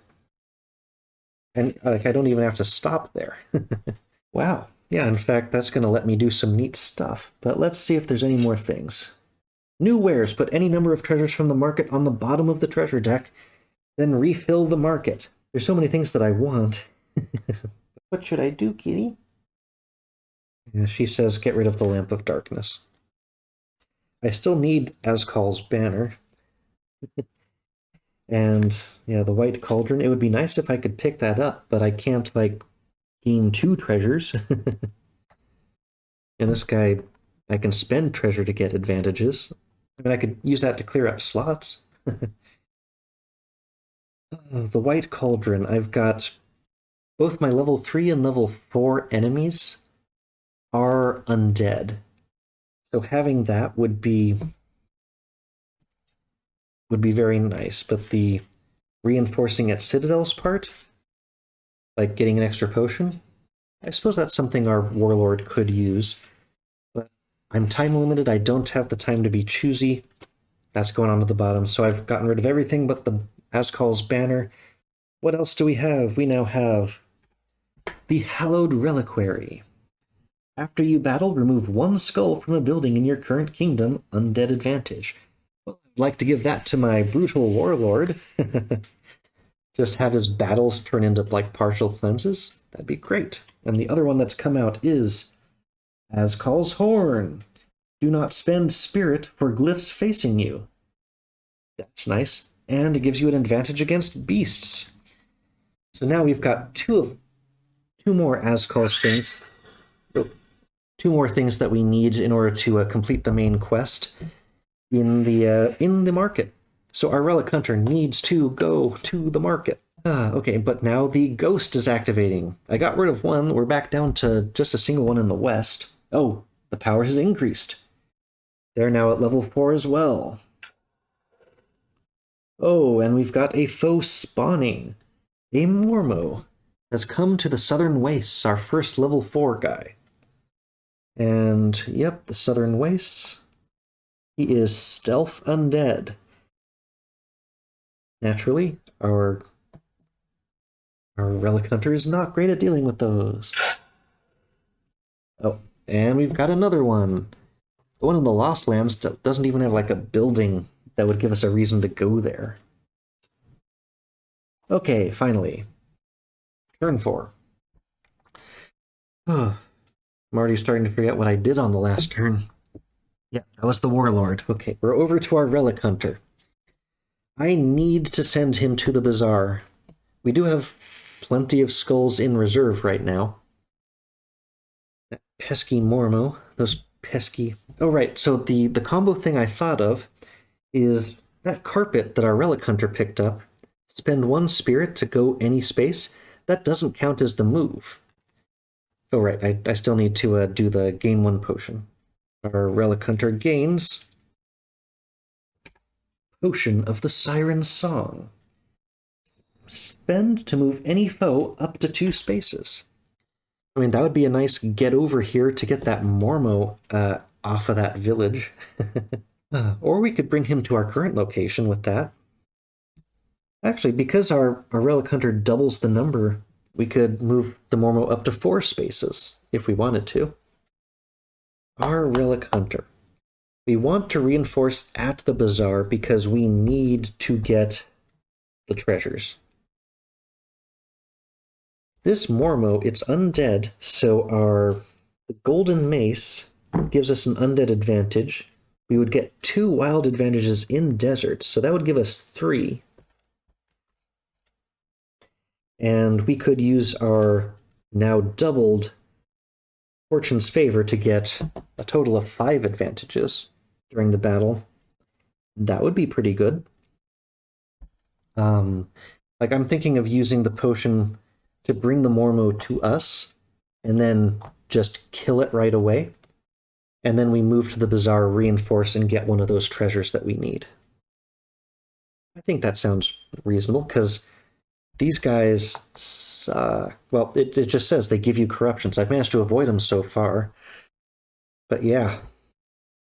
And if I can get rid of these guys before they level up like the wolves and the wraiths did, if I move there, I can use the carpet to get to the bazaar. Like, I'll have 1 spirit less than I would have, but I'm doing fine on spirit. That way I can save that card to lure like the other Mormo to me on a future turn. So we are going to start by moving to the southern wastes. We're going to battle the Mormo. Now let me double check whether I can use the potion after we've started the battle. Yep, for those conditional things like spending an item, you can use them in the middle of a battle or dungeon if needed. Okay, so I can hold on to that until I really need it on like the last card. So we have moved to the Mormo. We are battling a Mormo.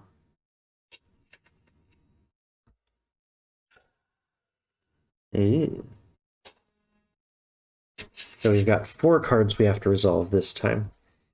Now, we do get 2 wild advantages in deserts, and we have 1 against undead.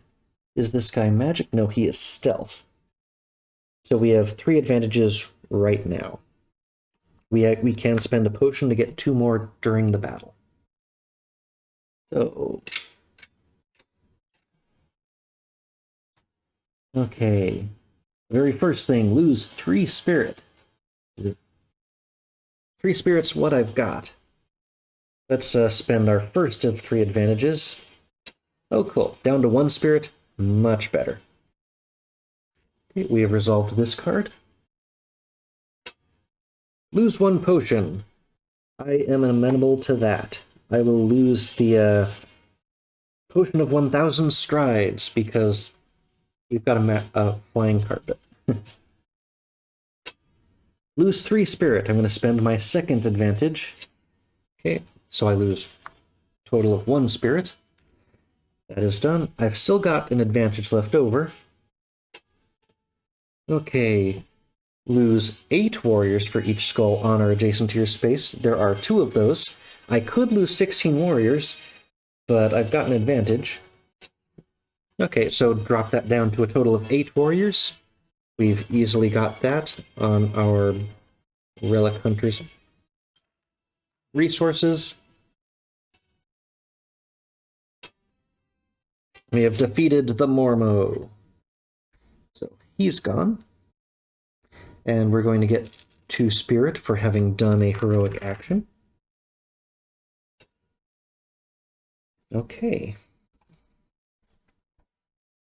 So we moved.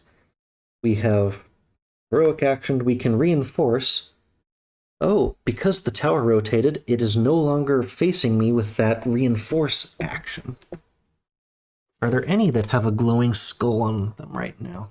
Can't see anything over there. How about over by our... Nope. There are no glowing glyphs right now. Because everything is currently open with... They let out all those skulls. Okay. So I can reinforce without penalty. I do still have a bunch of warriors. So what I wanted to do was use the carpet, and then I could reinforce at the bazaar. So I spend 1 spirit to use the carpet. Place your hero on any space. Notably, this also skips over the rivers of lava, or the fire rivers. That would be great. It would be nice if I could like swap this item over to the Brutal Warlord, because I have to have all 4 of my items be the Azkol's relics. So we have gone to the bazaar. Now we are reinforcing at the bazaar. We no longer have that penalty, because the glowing sigil on the bottom is no longer there. Woo. So we are reinforcing at the bazaar. We can spend 2 spirit to gain a treasure. It would be free to gain a gear. But yeah, I need the treasures. The treasure is how we win. As much as it would be nice to have some of these leaping gear, yeah, I need to, assuming I'm just racing for the exit, I need to get the treasures. So it's 2 spirit to gain 1 treasure, but the Relic Hunter has a discount because of his special prepared ability. So I'm spending 1 spirit to reinforce at the bazaar, and now I can get a treasure from the market.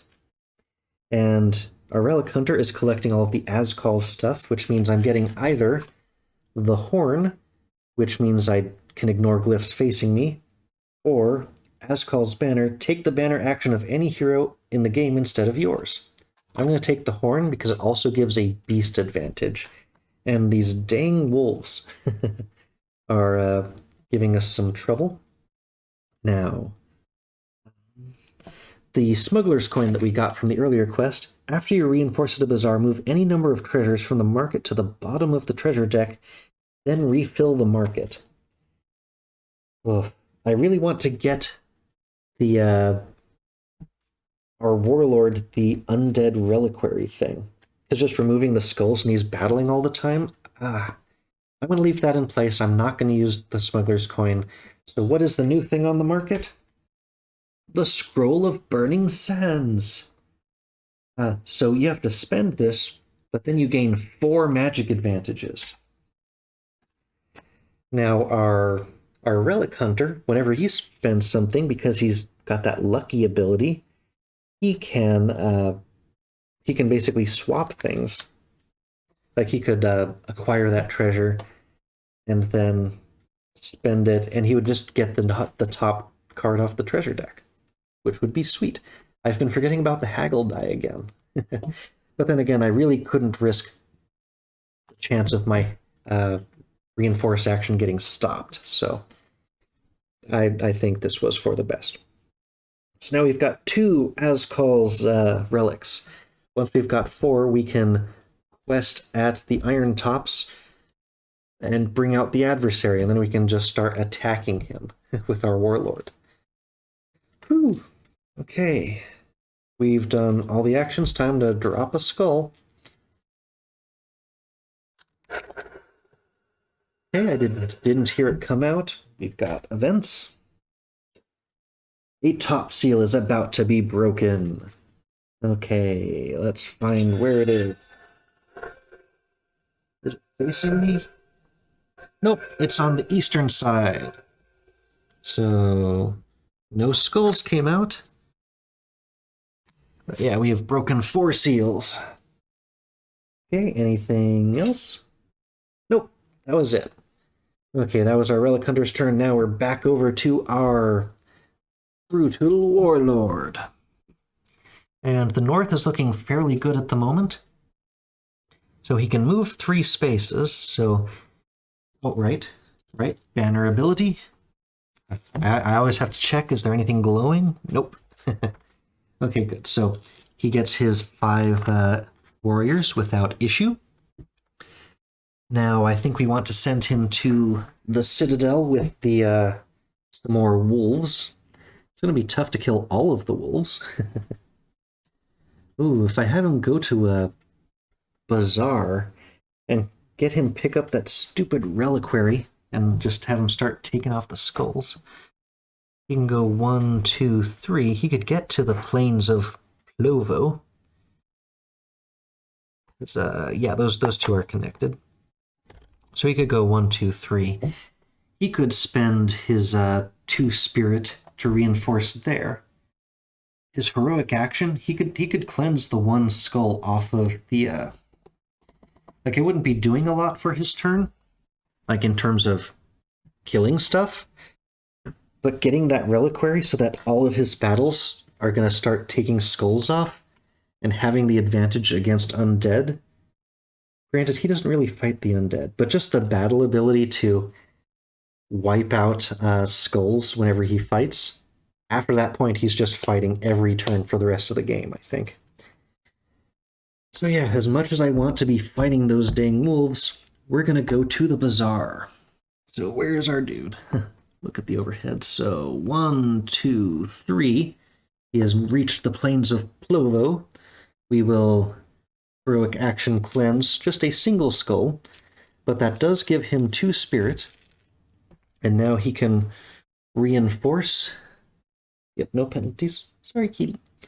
He can reinforce at the bazaar to gain a treasure.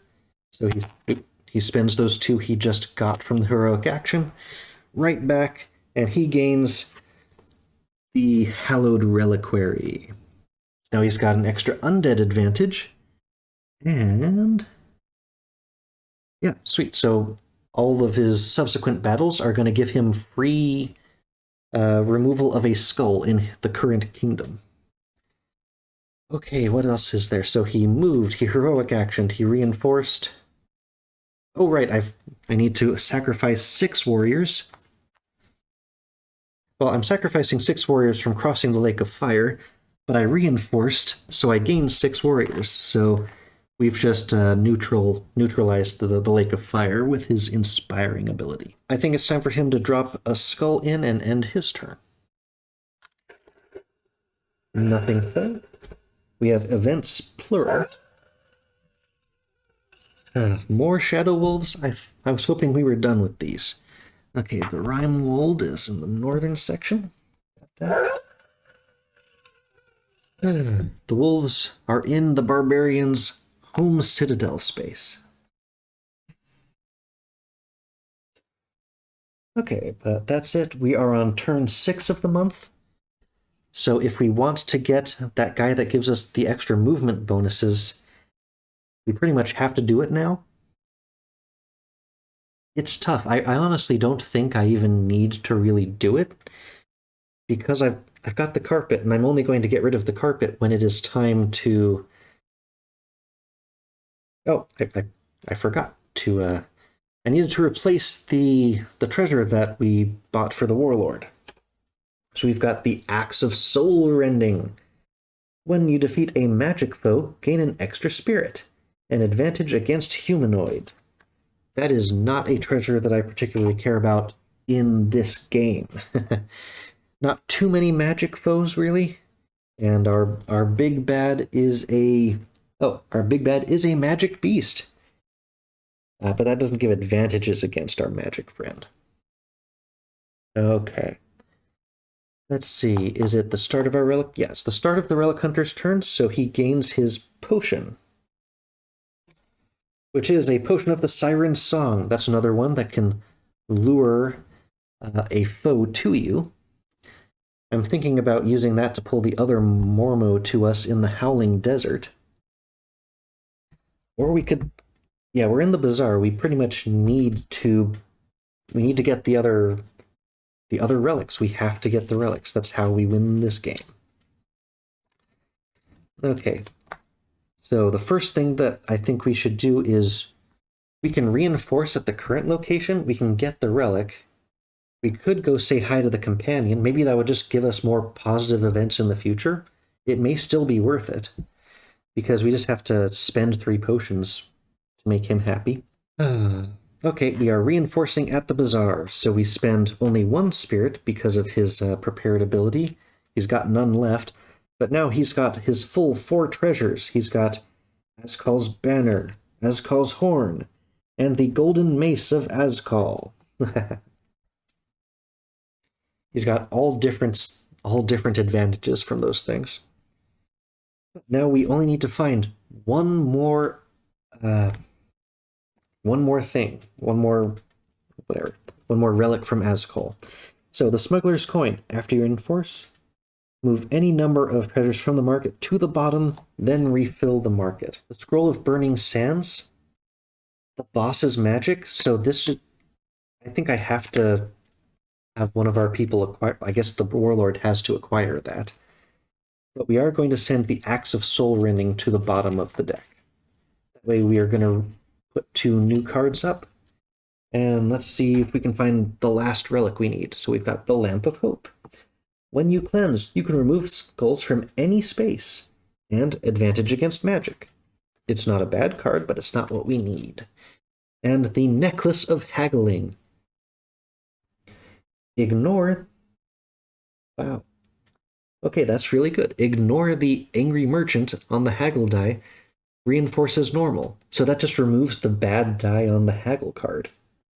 Or the bad face of the Haggle card, and it gives you advantage against stealth. Well, that's nice if you can get that early. So that was our Relic Hunter. He reinforced first. Now, do we spend our heroic action? Oh. Yeah, I just realized, because I spent the spirit, I can't use the magic carpet next. So we have to either cleanse or fight. And... yeah, you know what? Let's see if we can kill the other Mormo. Maybe something good will happen if we can kill both of them. So we are going to spend our move to go to our home citadel in the Howling Desert, where we have extra advantages. And we are going to call the Mormo to us. Actually, we've already reinforced. There's no need to go to the citadel right now. We can just go straight to the Mormo, and we fight them, and then that'll just end the turn. Because we can't reinforce anymore, so there's no point in going to the citadel unless we're going to cleanse the skulls off of it. So let's go Mormo hunting. Okay. Please have a good thing happen if I kill both of them. Okay, Undead Stealth. So we have... yep, a total of 3 advantages still. I just realized we don't have the spirit. Well, I'm sure that won't hurt us at all. Well, I haven't hit the button. I could still back out of it. Ah, well, no spirit. I still went into the battle. I'll just have to spend all my advantages, maybe that potion, and see if I can reduce it down to nothing. Okay, fight the Mormo. Lose 8 warriors for each skull on or adjacent to your space. There are 2 of them, which would mean 16 warriors. That would be all but one of our warriors. What I learned last time is spending an advantage gets that down to half, so... yeah. And yeah, there's no way to undo, so I'm spending 8 warriors on this. So we'll get 2 for change. Yeah, almost didn't notice that, because that one wraps around. There were 2, in fact, next. But those are not adjacent. Okay, next battle. Lose 20 warriors. Well, I've only got 9. Clearly these guys are a lot nastier. Okay, I have to spend 1 more here, so that's all of my regular ones. Only lose 3 warriors. Yeah, the orders of magnitude of these guys are so much different. And these haven't even been the spirit ones. Okay, lose 1 potion. This one I can do. Real easy. Potion of the Siren's Song. Yep, you're down on the bottom. And lose 3 spirit. So I've used 3 advantages already. Those are all the ones that I had built in. The 2 from the Sands and the 1 from the Undead. So I'm going to spend the Potion of Fortune's Favor. And that will give me 2 more wild advantages, so I'll get this all the way down to the bottom. Good, no losses. Whew, I was hoping the best result on that one would be no losses. Okay. Okay, remove the token, so there are no more Mormos left on the board. And I was hoping that was going to reduce Like reduce their strength down to 2 or something. But I mean, now it can't have any events to hit me. So I moved there, I fought, I get 2 spirit now, because that was a heroic action. Let's see, I reinforced at the start of the turn. So I could now use the flying carpet to go somewhere. But if I can't do the questing this turn, then... And yeah, I might not get a turn 8 to try to recruit the other guy. Honestly, I'll probably just try to cleanse to get rid of some of these skulls. Okay, so if his turn is ending, let's see what we got. Oh. Yeah, that just came right out on the east side. I thought I missed it, but no. If I missed it, it wouldn't have triggered the thing. So let's put this guy... We have a reason to go back to that citadel. We'll put the skull there. New events. The tower's about to rotate. Top view.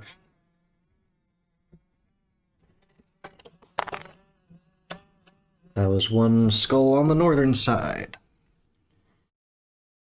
I guess I'll put that on the citadel. If we've got a reason to go to a specific space, we can cleanse them all at once.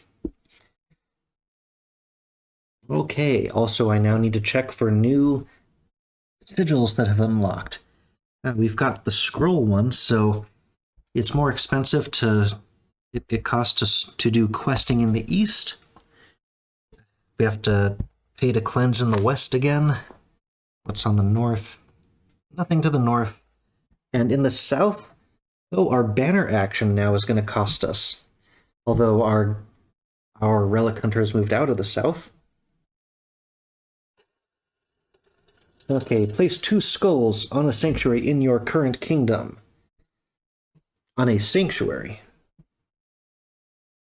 Okay. Well, that sanctuary with the lemur is now full. More moose. And this is exactly where I pulled the guy before. They're all in the sands, too. I mean, I guess that's good, but come on. Oh, really? Is that in the inner King Hills? Yeah. That's the same space as the Citadel and those other Shadow Wolves. Okay. Turn 7. So this is the Brutal Warlord over in the west. He does get his additional warriors. He's got a whole army over there. After he reinforces, he gets another 6. He wants to battle. He's got the reliquary, so he can start taking skulls off of stuff. Let's get him to the Citadel. And we'll...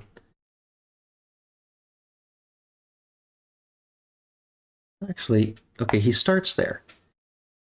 If I have him move and fight in the hills, I mean, the hills are pretty sweet. Like, he's got extra bonuses there. So can he use... I mean, I haven't picked up any gear so far this game. Or could I give him... Ooh, if I gave him the Scroll of the Burning Sands, he would have so many advantages against the final boss. That would be worth it. It would cost the 2 spirit, but hopefully he's about to get some more. Go for it. Maybe we haggle? Yeah, okay. We're going to haggle. We're at the bazaar. Let's get some magic advantages. Canceled us. Wasting action sucks. If only I had the Necklace of Haggling. Okay. Now he moves up to the Ash Hills. He's going to fight the Shadow Wolves here. And whenever he's fighting... Oh, he gets so many bonuses. Yeah, the wolves are now savage. So he's got 2 extra advantages in hills, +1 when he's battling.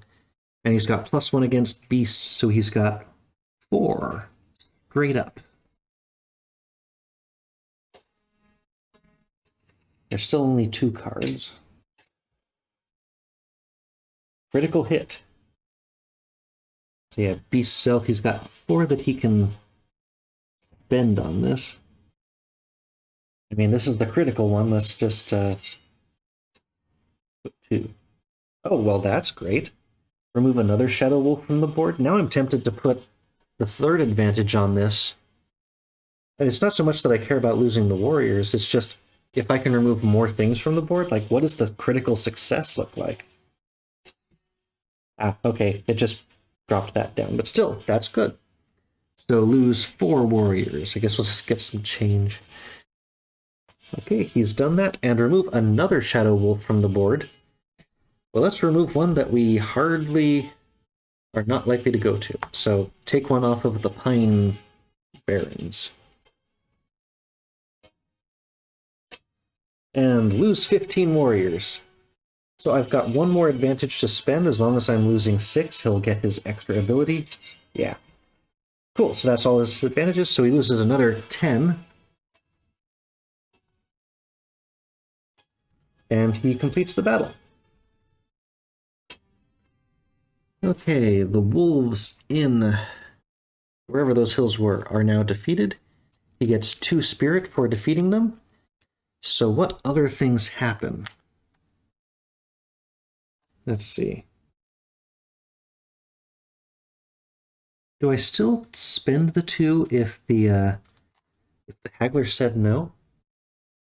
When you're gaining a treasure. Let me check that. It says the reinforced action is canceled, so I did not lose those other spirit. Now, yeah, the reinforced action is canceled, so he didn't get his 6 before. But he did lose at least 10 warriors, so he gains a treasure from the market. So that map he wanted, he gets anyway. And we're replacing the treasure with the Cloak of Stars. Once per turn, when you enter a space with a foe, place that foe on any space. Just teleport your foes around. And 1 stealth advantage. That's not a particularly exciting treasure. I think I've gone through more than half of the treasure deck at this point, and I still need another Azkol ability. Okay, so we reinforced, we moved, we fought. What else is going on with him? He's got a potion that he could spend to remove 2 skulls from a building. Oh, yeah, actually, our skulls are very, very low, and we're about to spend 1 more. Let's do that. So before we end our turn, Purifying Breath is spent. And let's just get 2 off of a place we don't really want to go again or deal with having a lot of skulls. So we've freshened up that bazaar. Okay, now we will end his turn by dropping Daniel. Oh, right. I almost forgot. After you battle, remove 1 skull from a building in your kingdom. That's definitely going to be the sanctuary. Okay, good. Nothing else I forgot. What's going on? Oh, shoot. I forgot to hit continue. Uh-oh. Well, sticking your finger down the hole, I guess, works for that. To activate it without the skulls. Accidental potential cheat, but yeah. Okay, it's turn 8, so this is probably our last chance to recruit Tomas by spending 3 potions.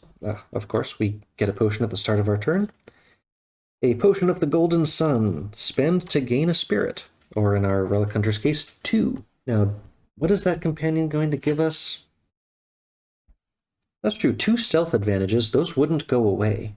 So that would be good against both the Mormos and the Wolves. I mean, that by itself would be great. We could continue hunting the Mormos down. So yeah, we would have to use the Carpet ability to jump straight to there. We would quest in that space. We'd still have a reinforce action. But yeah, we could move somewhere and then reinforce after the fact. Or we could reinforce first if we went to the village. Okay. Yeah, that works. Okay, so we will move to this village. We will reinforce there. Yeah, because we're not cleansing, we don't take... Well, actually, we would ignore the glyphs anyway. So we will reinforce at this 3-1. We're not going to take one of the treasures. Instead, we're finally going to take one of the actual gears, because those don't cost us anything extra. And they just basically give us permanent advantages. So I will take a Blessed Scepter. And reminder what these do. After you reinforce, remove a skull from the building on your space. Well, I just reinforced, so I get to remove a skull from the building on my space. Yeah. At least that's how I've been reading that rule. Okay, so we've reinforced. Now, the smuggler's coin. After you reinforce at a bazaar, move any number of the treasures to the bottom and refill the market. I am moving all 3 of them to the bottom. So our 3 new cards. Hey, Azkol's Idol. This will give us what we need. Prevent up to 2 warrior losses per dungeon room. Beast advantage. I mean, everything else about it is irrelevant. Oh hey, the Crown of Azkol. After you reinforce at a sanctuary, also gain spirit equal to the current month. That's awesome. And it gives you an advantage against humanoids. And the Scroll of Twilight Shadow. Spend to gain 4 stealth advantages.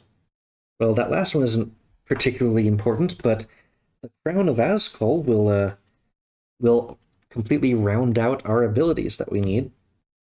Excellent. So, we moved, we reinforced. Now we are going to spend 1 spirit to use our magic carpet to go to any space. And we're going to go right into our friend Tomas's space. Now that we are here, we will quest for Tomas the Scout to recruit him. So spend 3 potions. We have 3 potions. We're just going to spend all 3 of them. They go to the bottom of the potion deck. And now we can complete that, and we'll have another companion for our relic hunter. Tomas believes a coordinated effort offers a greater chance of success against the tower. Gain him as a companion. Sweet. So now we've got 2 companions for our relic hunter. The Ifrit, we could spend treasures to gain wild advantages. We haven't done that yet. Although, I mean, man, with his lucky ability, he can just keep chaining that into more treasures, so that's huge. Once we don't need all those Azkol things anymore. And now he can double move with more stealth advantages. Excellent. And so we've gained him as a companion. What else is going on? Nope. Okay. So that was a quest. He gains 2 spirit for a heroic action. He has more than done all the stuff he needs to do. Time to drop a skull. It didn't come out. We got events. Tomas knows all the hidden paths of the 4 kingdoms. The hero with Tomas can place themselves in any space. Well, what I really need to do is go to a bazaar, and a bazaar that is near the Iron Tops. So I guess we're going to put him just right back over into the Emerald Expanse. Yoink. And I can get rid of that token now. So he'll be over here. He can reinforce there and go right up to the Iron Tops and take on that main quest. Okay, the month has ended. Month 4. New quests. What have we got? Okay, recruit Letha, the Dryad. The groans of the trees echo across the plains as the tower's evil aura causes their leaves to fall and limbs to wither. Help Letha stop their suffering and she will join you. Quest in Copper Grove, and spend 2 treasures to gain her as a companion. Okay, Copper Grove is right next to the Barbarian's starting point. And what does she do? Okay, come on, Letha, the Dryad. If you end your turn in a forest, gain 6 warriors and 2 advantages against beasts. I mean, that would be great for our warrior. Hopefully we've got enough to fight them at this point. And our adversary quest. Citadels under siege. The Ashstrider fires sow fear in the hearts of the weak-willed. Chaos flares in the citadels. Create a diversion to draw his attention elsewhere. Quest in Tower Scar Desert and lose an active virtue, or the chaos will add skulls to the citadels. So where we just were. And lose an active virtue.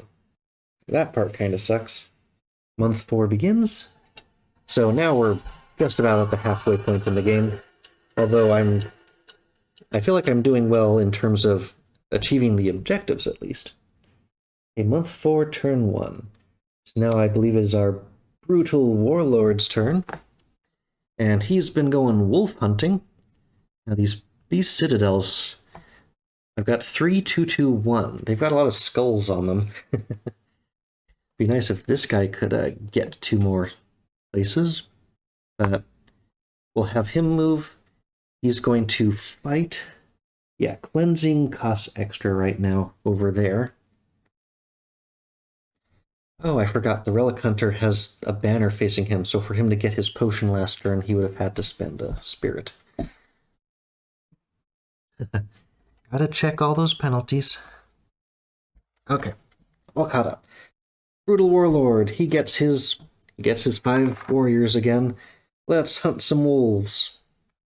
Okay, he just loves to battle. I mean, the wolves are meeting his battle objectives just like anything else.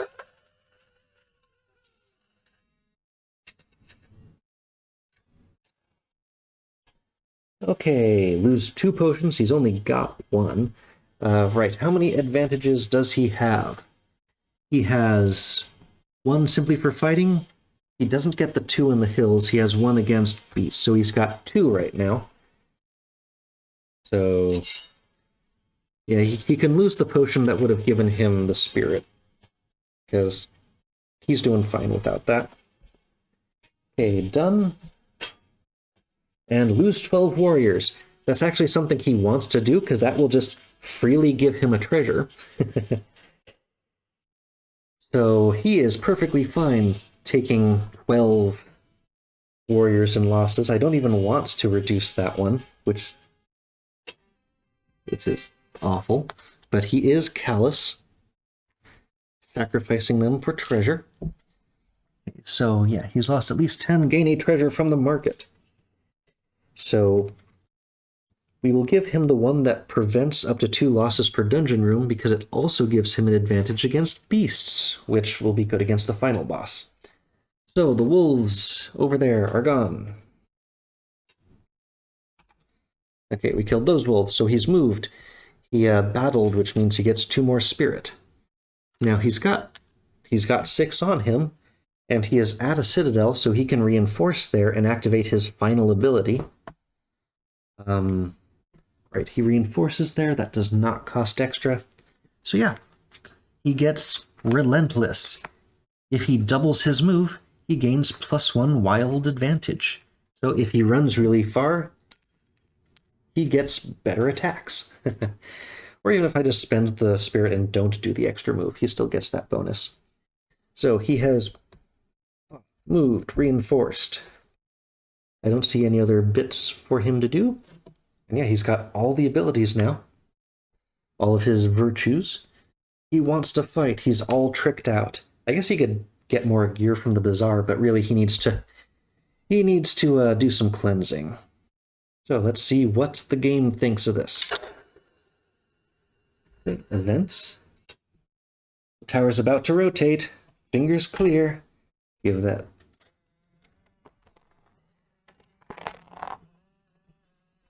Okay, they moved out of the region that they originally fell in. We had 2 in the north, so I'll put them on the upper ice crag.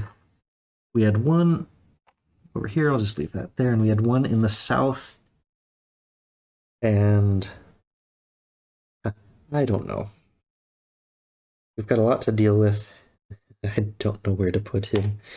I'm just going to put him... Actually, yeah, if he reinforces there, then he'll just be able to get rid of that because he got that scepter. Okay, we handled everything that fell out. A bottom seal is about to break.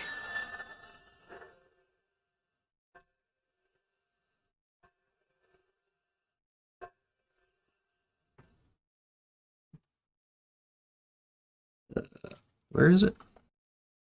Oh, okay, it's on the east side. Okay, no skulls came out. That was our 5th out of 12 possible seals. Zyda draws forth a powerful artifact from another realm. I forgot to put a treasure back after the last one, so let's see what went into the market. Scroll of Serpent, 4 melee advantages. So the hero with Zeta may gain the top card of the item deck. Maybe it's an Azka thing. Okay, Oakstone Bow. You can battle a foe on an adjacent space. Terrain advantages use the space you're on. With a plus melee, he may gain. Okay, so he does gain it, but now that I've got more than 5, I need to discard. I'm going to keep the carpet over this, so that means this goes down to the bottom of the deck. Okay, Tomas knows all the hidden paths. The hero with Tomas can go anywhere, but he is still exactly where he wants to go, so he's on the space with the Bazaar. New wares, put any number of treasures from the market on the bottom. I'll put the 2 scrolls on the bottom and we'll see what else pops out. Because now we got 2 new ones. Okay, Acorns of the White Oak.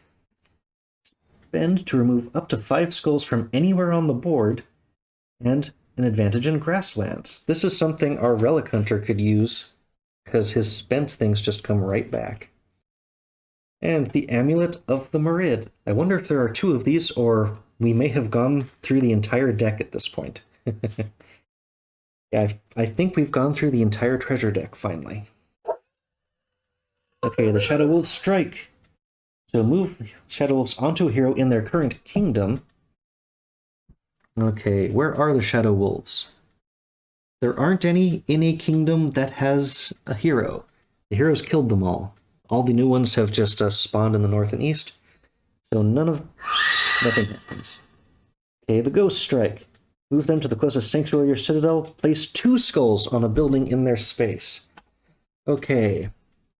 Now, in this case, we've got a citadel there, so he puts 2 skulls on, but it's not destroyed. But over here, this already has 2, so we would go to put 2. That building is destroyed, so it takes these skulls with it. They do not go back into the supply. And it, what else? Oh, yeah. Because there's no hero from the West Kingdom, nobody gets a corruption from that. Okay, month 4, turn 2. Now it's our Relic Hunter. Egads. Okay, so the plan is to get the Azkol, the Crown of Azkol. So we're going to spend 1 spirit. Yeah, we're back on the right view. Spend 1 spirit, thanks to his advantage, to acquire a treasure. We're not going to haggle. So we're going to replace the magic carpet with the Crown of Azkol. Now we have 4 treasures that have Azkol in the name. Oh, right, reinforce. Let's see, the gear is facing me right now. Yeah, that's the reinforce. So I have to spend an extra spirit to use the reinforce action in the southern region right now, because that's facing me. Oh, cleanse is moved over to the right. Now we've got which one's like the scroll? The quest. Questing is now more expensive in the west, and battle is now expensive in the north. Okay. Gotta keep checking those, but I mean, I'm learning what's on each of the different levels. It looks like cleanse and questing are on the top and reinforces on the bottom. Okay. So our Relic Hunter, oh, I forgot. He draws his potion. Potion of the Golden Sun, spend to get a spirit. Don't care terribly over much about that. Notably, he doesn't have a lot of that, and he could get 2 spirit thanks to his other ability thing. And I need to replenish the market. The Tears of the Shadu. When you defeat a stealth foe, gain a potion. Okay, so it looks like we haven't gone through the entire deck, because I don't remember that one. We might have, though. But we've got the 4 Azkol treasures. So we've reinforced. Now we are going to move. Just move 3 straight up to the Iron Tops. And we're going to quest. Yeah, let's quest. Let's get on that main quest. We have 4 Azkol's treasures and 5 virtues. Let's go. Main quest. Zeta speaks words in an ancient tongue. Suddenly the tower glows with a violet aura. Now take these treasures of Azkol and strike down the adversary. The Ashstrider emerges. A Gouda flame erupts from the tower amidst a blanket of smoke. Ashstrider emerges. It growls like a fire crackling in the forge. We have lured out our enemy. So the foe spawns in the north, like the northwest, in the muted forest. So that is pretty close to our brutal warlord. Reminder, when you battle the adversary, you draw 5 cards and must resolve at least 1 card. After each card, you can retreat or continue to the next card. Improvements to their cards from advantages remain for future battles if you choose those cards. Okay, so you could use like all your advantages on a card, then retreat, and then go to the next card and retreat. But I think as soon as you revealed a card, you basically have to take its bad stuff to deal with it. But yay! Okay, the objective to win the game is now on the board. Now, I think our Relic Hunter is done. He has... oh yeah, he quested, so he gets his 2 Spirit. I think we'll hold on to the potion for right now, but he's not feeling too tough at the moment. Oh man, we only have 2 skulls right now in the... Oof, I hope I don't get an event that makes us place skulls on the board, or I'm just dead. Okay, events. The Mormos have increased. Their battle cards are more difficult. Man, what would make them decrease? I thought killing the 2 of them really early would have made life easier. Okay, but it is now the Brutal Warlord's turn. So he gets his 5 reinforcements. Yep, it's questing that's more difficult over there now, so he can cleanse the 3 off of the Citadel right next to him, and then move towards the adversary. He's got a whole bunch of stuff that gives him lots of advantages. But yeah, if I don't cleanse, I've only got 1 skull left in this bucket right now. So I have to spend his heroic action on a cleanse, which makes me a little not the most happy. Not bad, not bad. So I have to cleanse to give myself some more time. Heroic action, he gets 2 more spirit. Now, I could move him... I mean, if I move him directly to the enemy, he's not going to be able to attack him this turn. He's already done his heroic action. So I want to move somewhere and reinforce. It's Beast and Magic. What do the magic things do again? Okay, when battling, he adds skulls to buildings, and he hurts heroes in his current kingdom based on skulls in the kingdom. So fighting him, like just removing the skulls from that buildings in the north would probably be a good idea. Ooh, can I? Yeah, I can. I can go up to the bazaar. I can just do a regular reinforce over there and just pick up a gear, because I've not been doing that, but just give him +1 magic advantage that he's just going to now have. That's another advantage that will help him against the magic beast adversary. Do I want to have him try for the haggle? Let's see. I'm not haggling enough. Okay, he gets the talisman and 3 more warriors. And because he's inspiring, after he reinforces, he gains 6, so he actually gains 9. So I'll just make some change, and now he's got lots of warriors. I can sacrifice so many to this beast. Ay, ay, ay. Okay, that I think is going to end his turn. Any other special bits? Nope. Okay, so we're going to drop a skull in. Okay, it came out over to the east. I'm just going to put this on a bazaar. More events. The tower's about to rotate. Fingers clear. Now, are they going to pop out? Nothing popped out. Okay.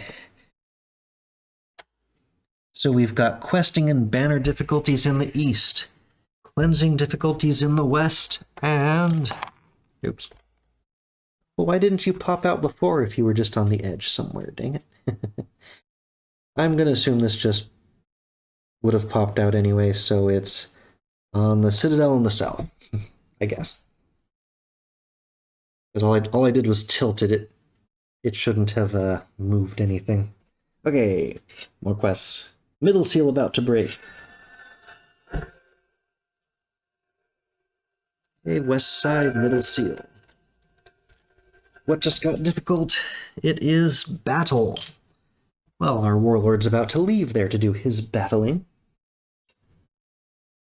Okay, now it is our relic hunter's turn. We still have way too few skulls over here. But now I've got a reason to go over to the far side. Oh, yes, potion first. He's got the Potion of the Siren's Song. Move any foe up to 2 spaces. Now I could use that to move our grand foe over to the hills where our Marauder will have an even better time against it. Let's see. I think what I want to do... Well, I can double move without spending Spirit, so he can move 6 now. Let's see. I think I'll get over to the Skull Building. I'm going to have to sacrifice all 6 of the warriors that he has with him right now. But I can get him all the way up to there. And I'm pretty sure that there are no... I guess this is the safest way to look at the far side. Yep, there are no penalties over there. So I can do a cleanse without having any extra damage against me. Because this guy wants to deal damage based on the skulls in that kingdom. Let's remove that, or lessen that from him. So he has moved, he has cleansed, got his spirit, now he needs to reinforce. He's at the Citadel. He doesn't have enough for a virtue, so he'll just gain another potion. Potion of Fortune's Favor, so he gets wild advantages from that. Whew. And after reinforces, remove 1 skull from the building in your space. Well, he already did. He already cleansed up there. Okay, what do we have left? Let's see. After you reinforce at a sanctuary... No. Okay. Well, he'll do that next turn. So he'll deal with the skulls in that space. It's time for the warlord to take the fight. We've got 5 skulls in reserve. Hopefully we will survive whatever else is coming at us. Let's go. Oh, right. Drop skull. Relic Hunter's skull. Straight out into the west. Let's just put it on the Citadel. No, on the Bazaar, I guess. Might as well. Okay, and no events. Hey, actually a no event turn. Okay, our Barbarian. So we've got Battle and Cleanse difficulties, but nothing for the banner. So he gets his 5 soldiers. Let's see. So I could reinforce first, because I'm planning... Oh. I said it before, I didn't do it at the time. Move your foe up to 2 spaces. I said move him to the hills. Because I wanted him there for our Marauder Warlord to attack him. So our Warlord is going to move to that space and battle him, but that means he won't be in a space to reinforce, so we may as well reinforce where he is. I don't particularly need to take any of the items that are in the treasure things. I already have a magic advantage, so I'm going to gain the gear, leather armor, prevent up to 2 warrior losses per battle card. So that's another bonus for our fighter. At this point, now I want to maintain havoc, because I don't need more treasures. I just want to make my troops last as long as possible. After reinforcing, gain 6. But I'm about to spend those 6 crossing the Fire River. Okay, so we are in the space with the adversary. Whew. Now, how many bonuses do we have? Because we're about to fight them. We have 54 troops, 3 spirit.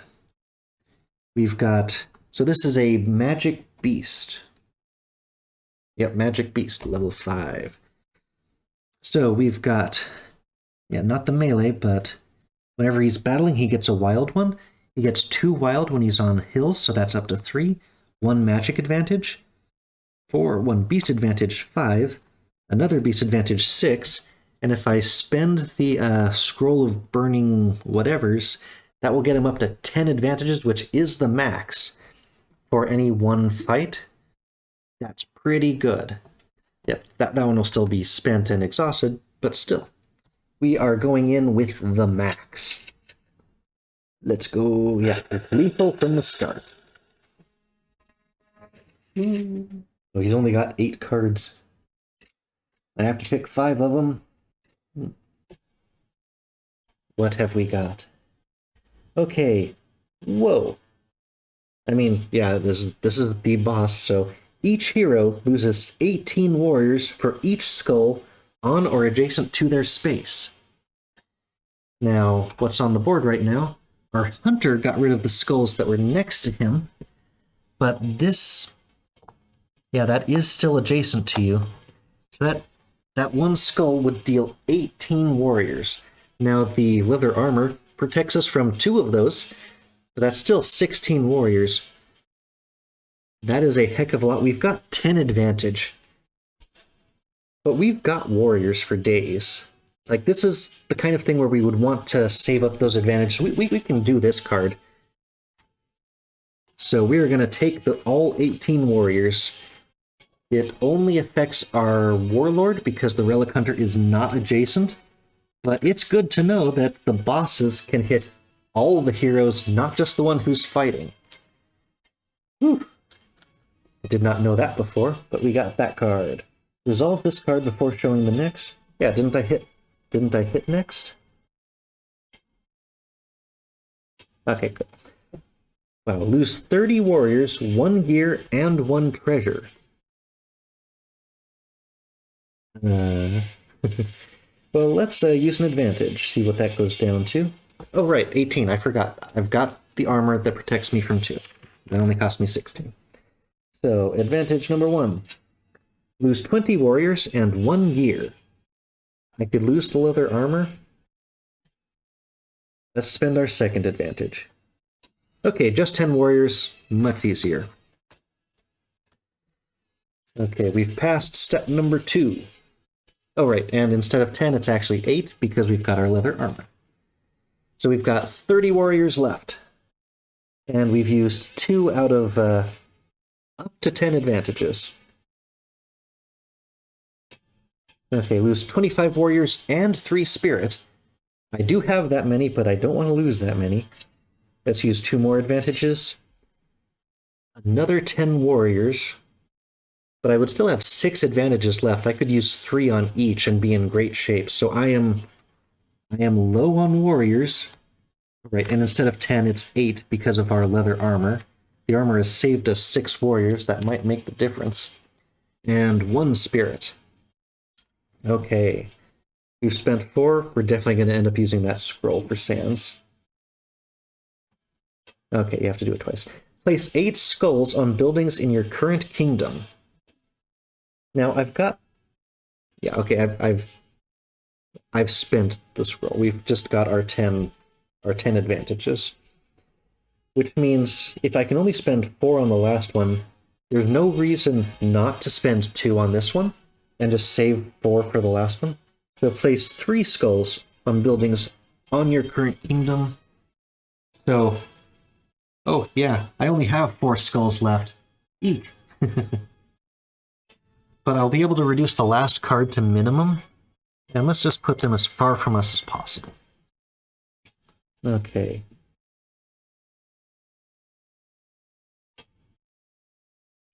Now, place a skull on 4 buildings in your current kingdom. This card cannot be improved. That is a mean trick. I was saving...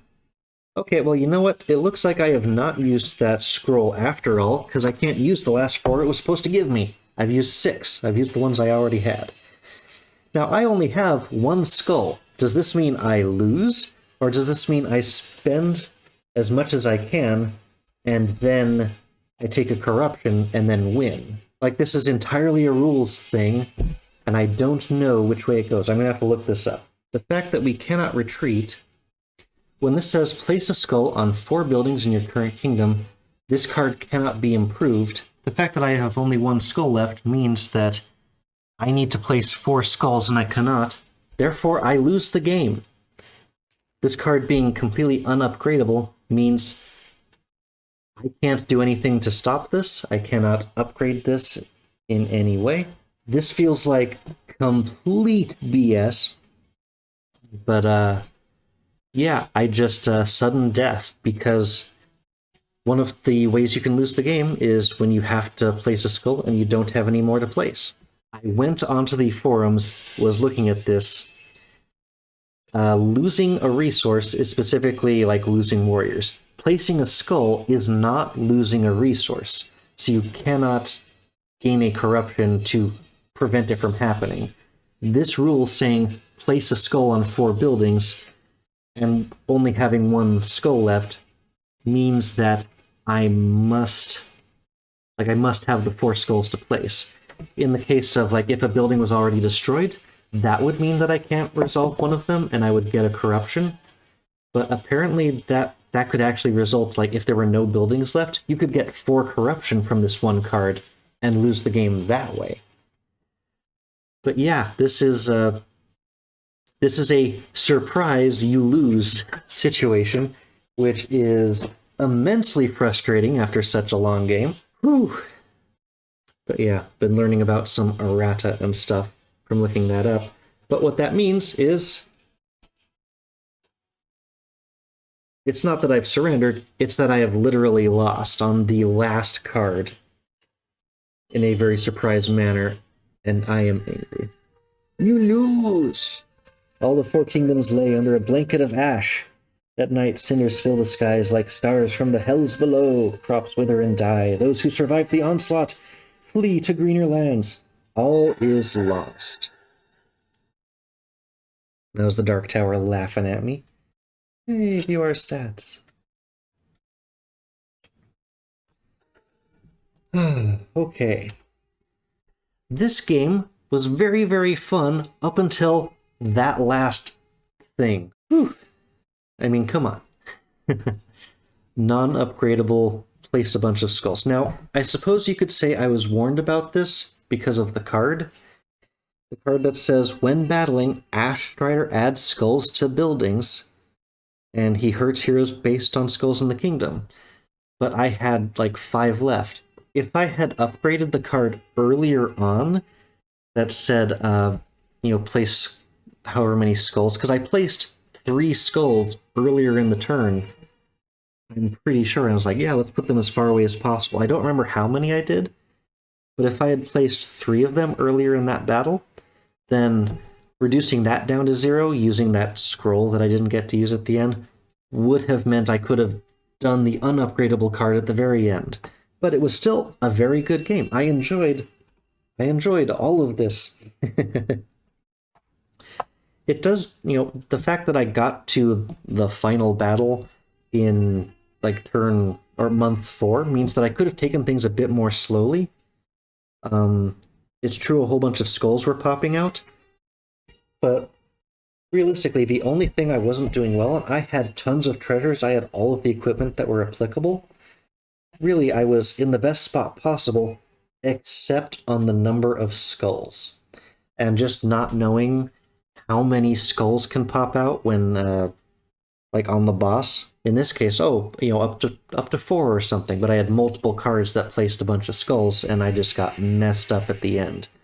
So it seems like the game expects you to be even more on top of keeping everything cleansed than I was. So, yeah. Whew. At least in this game, I needed to have many more. But that's something like I feel really deserved a stronger hint. Having something that you cannot deal with as the last thing on a very common lose condition. Oh. I'll be frustrated about this one for a while. This was a lot of fun. All of the pieces made sense. Like, dealing with the turn makes, it's pretty straightforward. Like, talking to, the different players, like, working out, okay, this is how we're going to do this stuff. Maybe this is better with more players, because like the South and East folks, I definitely had those kingdoms under control at the beginning, and the skulls were piling up in the places where I wasn't. But the fact that my two characters were moving all the time is what allowed me to build up all these resources as quickly as I did. Yeah, there's just an enormous like tactical discussion that can be had about what went wrong here. But maybe I should treat the time itself, like having 2 whole months left, as a resource. Now, next time I face Ashstrider, I know that I need to, yes, thank you, Dark Tower. I'm going to shut you off very soon. In fact, shush. Use the time as a resource, knock down the skulls for Ashstrider. Now that I know that card exists, I won't fall for that again. But, there's almost a dozen other bosses, and I know at least one of them can pull this same kind of trick even worse now. Up until the final turn, I had a lot of fun. Hey, kitty. Felix has come up to join as well. You consoling me? Well, you know what? The game's over. You can step on anything now. Yeah. Still a lot of fun. Now I know. That's the kind of thing where at least now I've got a good story. This is a good losing experience, because can you believe it? But I still want to play it again. Not necessarily tomorrow, but it didn't turn me off even though I got screwed over there. So I hope you enjoyed that, felt that pain. See you next time on the Wheel of Games. Bye-bye. Hey, Felix. Bye-bye.